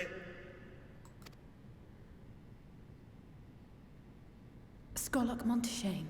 He's the head of the studium and an old friend of my grandfather's. Honestly, every discussion devolves into some interminable debate. Terrible habit. Let's return to the topic at hand, By their own admission, these scions have resolved to fight alongside the Eorzean nations against the doom which swift approaches. Yep, that is correct. We have. But there exists no evidence of an attempt to incite our citizens to do the same. That is also correct. All we've been doing is investigating. Furthermore, while our decision may well have been the correct one, we cannot simply bull our way through these disagreements without inviting doubts or objections. Put yourselves in their place. Who among you would leave a tome unopened if an elder forbid you read it with no reason given? No. If we're to quell further discontent, then we must conclude this matter with a fair and even hand.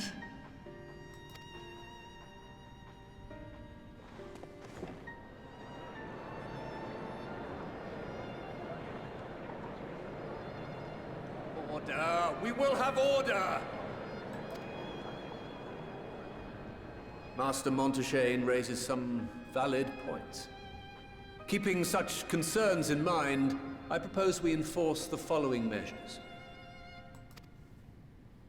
Until further notice, the students of Baldessian are to cease any and all activities within the domain of Sharlayan. Okay. You will also refrain from any further investigation into the Forum's decisions and duties. Failure to comply with these restrictions will result in the immediate expulsion of your Scion associates. Oh, fine. Let us put this judgment to a vote. All in favor, raise your hand.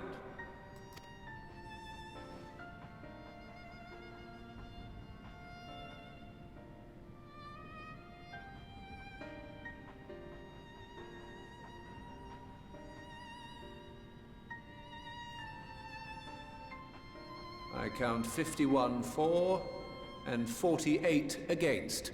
The proposal is passed. Students, scions, you have heard the Forum's judgment. Pray abide by it, or face the consequences.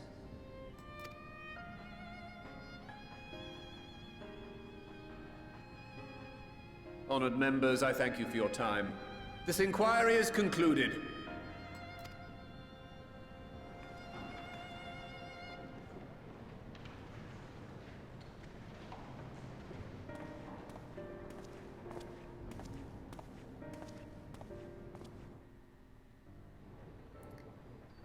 Well, I haven't.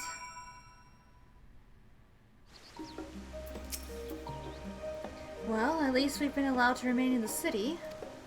And our endless investigations have not been in vain. We now know that that this mysterious duty of theirs began with whatever the Forum discovered in the ethereal sea. With our freedom so sorely curtailed, however, we will struggle to learn aught more of substance here in Sharlayan.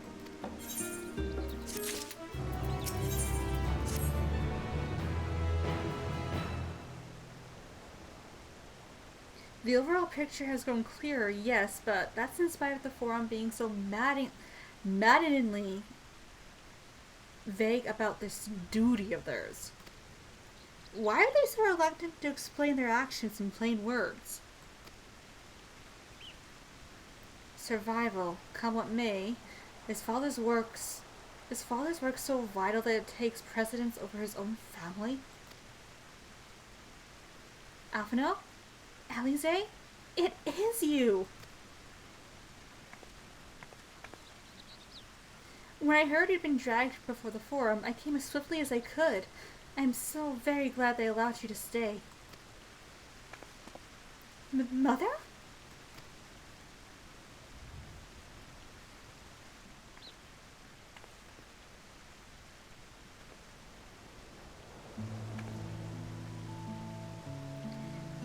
Millions Levia at your servants.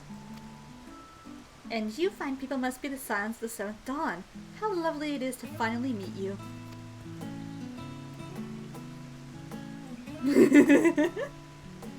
Mother, please. We don't wish to make things so difficult for you. If word reaches Father that you are here... Oh, bother with that. Am I to be chastised for speaking with my own children? I am well aware that you and Master Fortuno are not on the best of terms at the moment, but I've been absolutely desperate to see my darlings again. You will come by the house, won't you? I have gifts waiting. The timing couldn't be better. As matters stand, we shan't be going anywhere until we discuss the matters with Dangle's group and reconsider our options. Go, visit your home. We'll be back at the annex when you're ready to rejoin us. I'm not sure Kaharu, what do you think? Kaharu? The Kaharu Oral? What a splendid day this has turned out to be! Champion of Eorzea, I insist that you join us!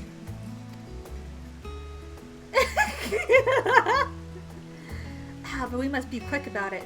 Not for my benefit, but should my husband return and find you enjoying our hospitality, the servants will be made to suffer the consequences.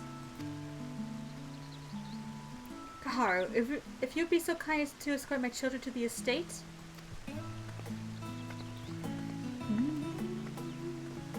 And then she was gone, and with her any opportunity to protest. Indeed, the matter is settled. Enjoy yourselves, you three.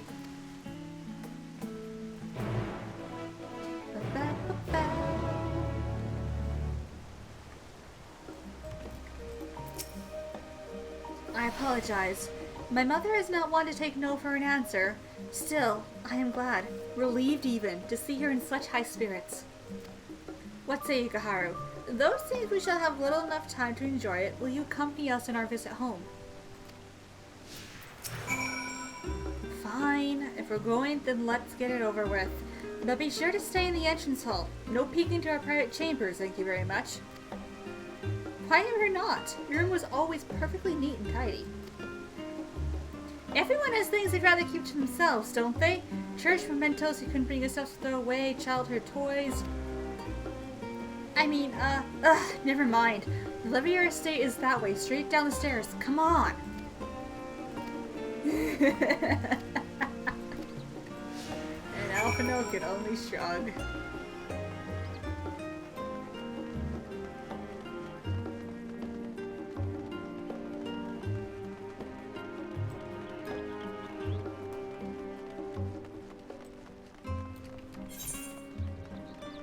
Oh, there's a little thing there as well. When Alize and I were little, this bridge was as far as we were permitted to wander alone. I say alone, but my mother or a servant was always somewhere nearby, keeping a watchful eye. And now look at us, traveling into different continents, different worlds even. As children, Alphino and I would often wait here for our father to come home from work. It must have been a day when his meetings ran long, because I remember growing restless and leaning over the railing to watch the water rush by. Father, of course, arrived at that exact moment, came pounding down the path in a panic, crying out my name. Oh.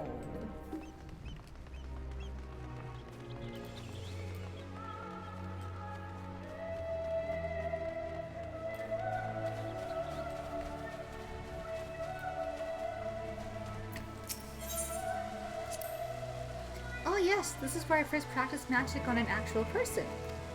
Alice had fallen, you see, and had scraped her knee quite badly, so I tried casting a simple restorative spell I had only just learned. How she smiled when the wound closed, the joy and relief. And that was, I believe, the very moment I chose the healing arts as the main subject of my studies. We used to come here all the time with grandfather. In the summer, I would dip my hands and feet in the fountain and splash about. Not Alphino, though. Back then, he wasn't very fond of playing in water. He'd make any excuse to avoid it. Which would explain how I came to swim like an auk and he sink like a stone.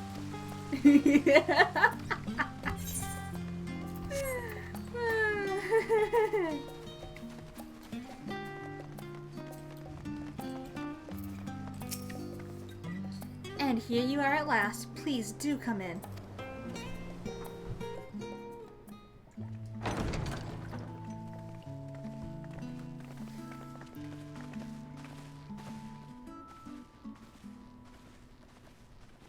Welcome home, my lady.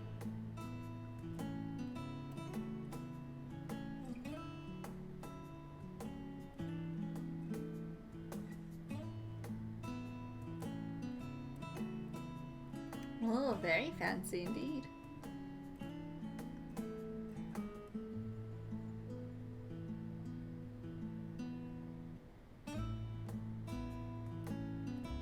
What? What are you gawping at?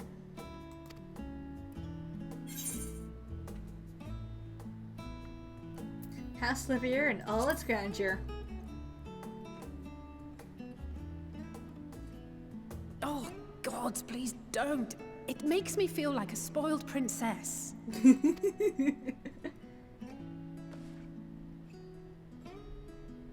Lord Fortuneau is not to hear of this visit. And I should also like the children to have their gifts, ere my husband makes his return. As you wish, my lady.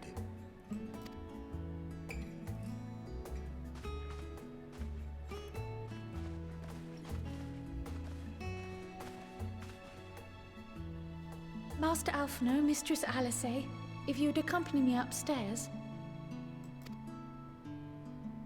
We shan't be long.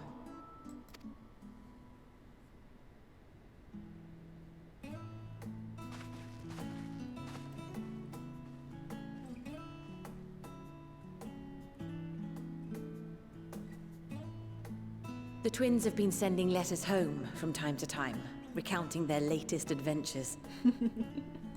I am sure they withhold certain details, of course, if only to keep me from worrying. Yet a mother worries all the same. In the early days especially, I tried to support them as best I could, sending the Scion's coin and other such donations.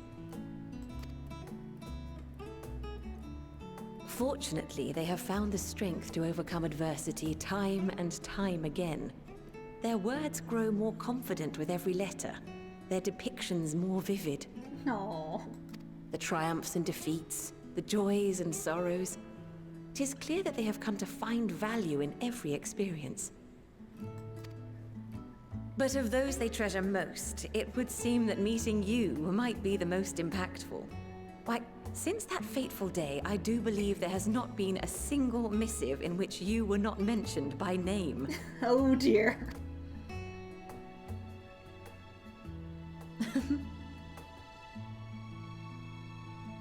It is plain they care for you, and I am glad they have such a steadfast companion watching over them.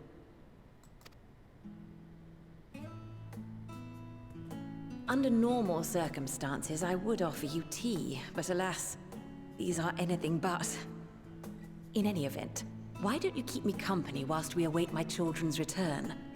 Perhaps you might regale me with a tale or two of your exploits.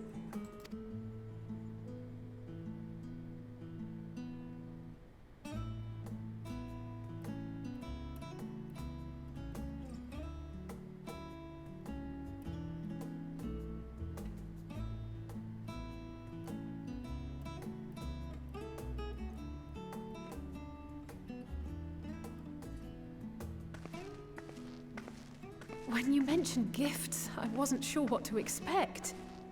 Mother, Oh, look how well it fits you. And the style is to your liking?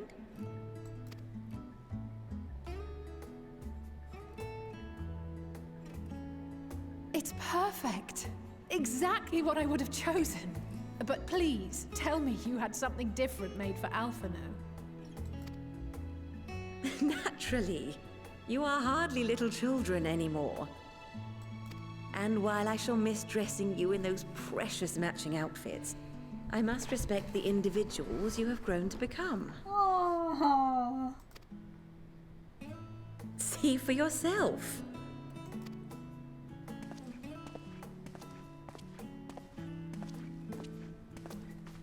Thank you for the splendid clothes, Mother.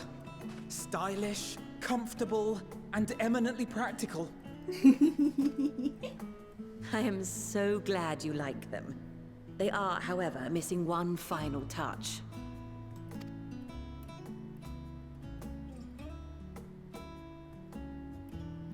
If you would allow me, Master Alphino.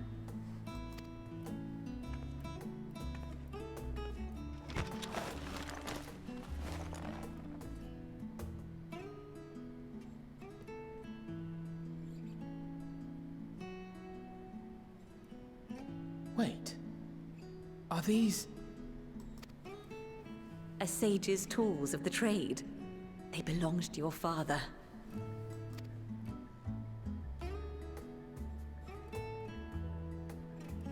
Though he may as well be chained to his desk these days, as a student he was often called upon to venture into the field. Naturally. He wielded those armaments, both to heal and to harm in no few battles. None so fierce as those you two have braved, perhaps, but battles nonetheless. Thus did I pull them out of storage, to show you that he was not always the man who stands in vehement opposition to you now. And also because it would be a terrible waste of ridiculously expensive House Leveilleur commissioned artistry.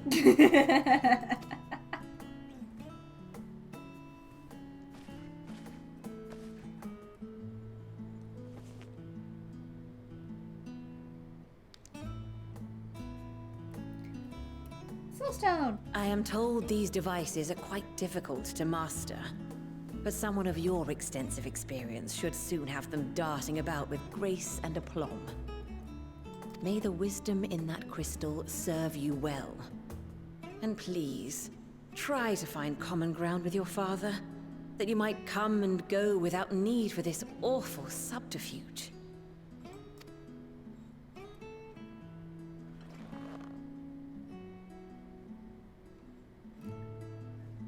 We will, Mother. I promise. No. My final gifts to you, before you run off, are an observation and a suggestion. Firstly, Fortuno has ever been a serious man, but it was only after you were born that he truly lost himself in his work. I may not know the Forum's inner workings, but I know your father's. The timing of that change in him holds some significance. Secondly, do not seek to best your father with words. Far better that you simply show him. Let him discover the merit of your actions, after they cannot be undone. What does that mean?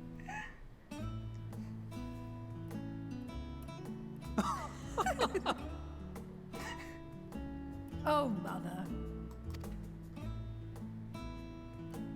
We shall take your wisdom to heart. Thank you again for these gifts. And farewell for now. Safe travels, my children. Eat well, stay warm, and keep your friends close.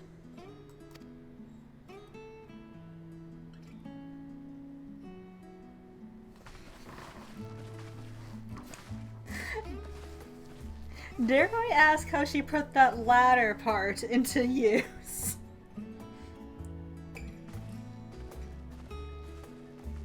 I think it's probably best we don't know if she ever did and what that use was.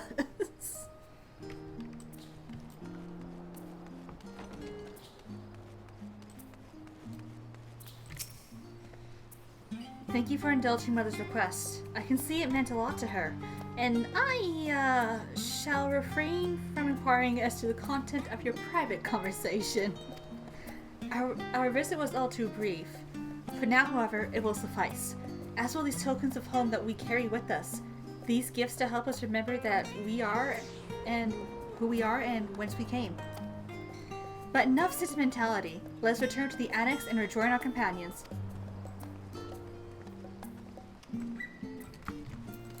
Run, run, run, run, run, run, run. I just sprint.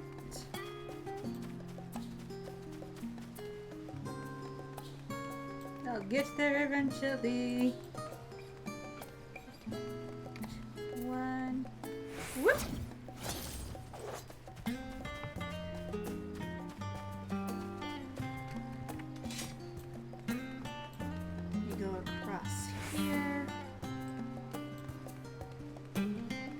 Take the downward path.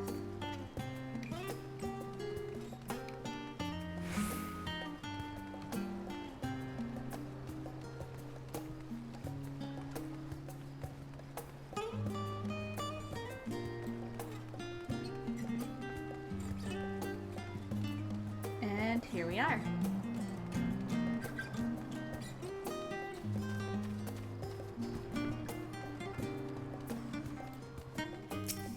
I have returned!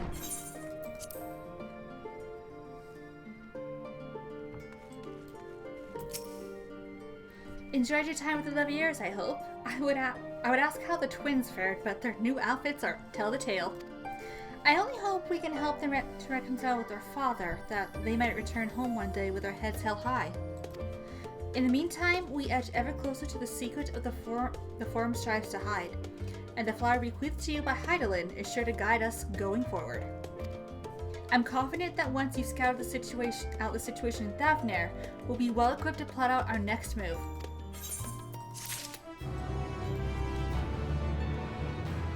And this is where I'm going to end the stream. We will be doing the Thavnair quest chain next time, and really getting, you know, everything going, everything starting. But we've done the first little part of Endwalker. We finally made it to Old Sharlayan. Like, oh my god, we finally got here.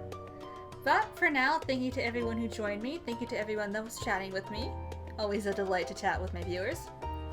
Thank you to everyone who watches the video afterward, and I will see you all in the next stream for Thavnair. Bye!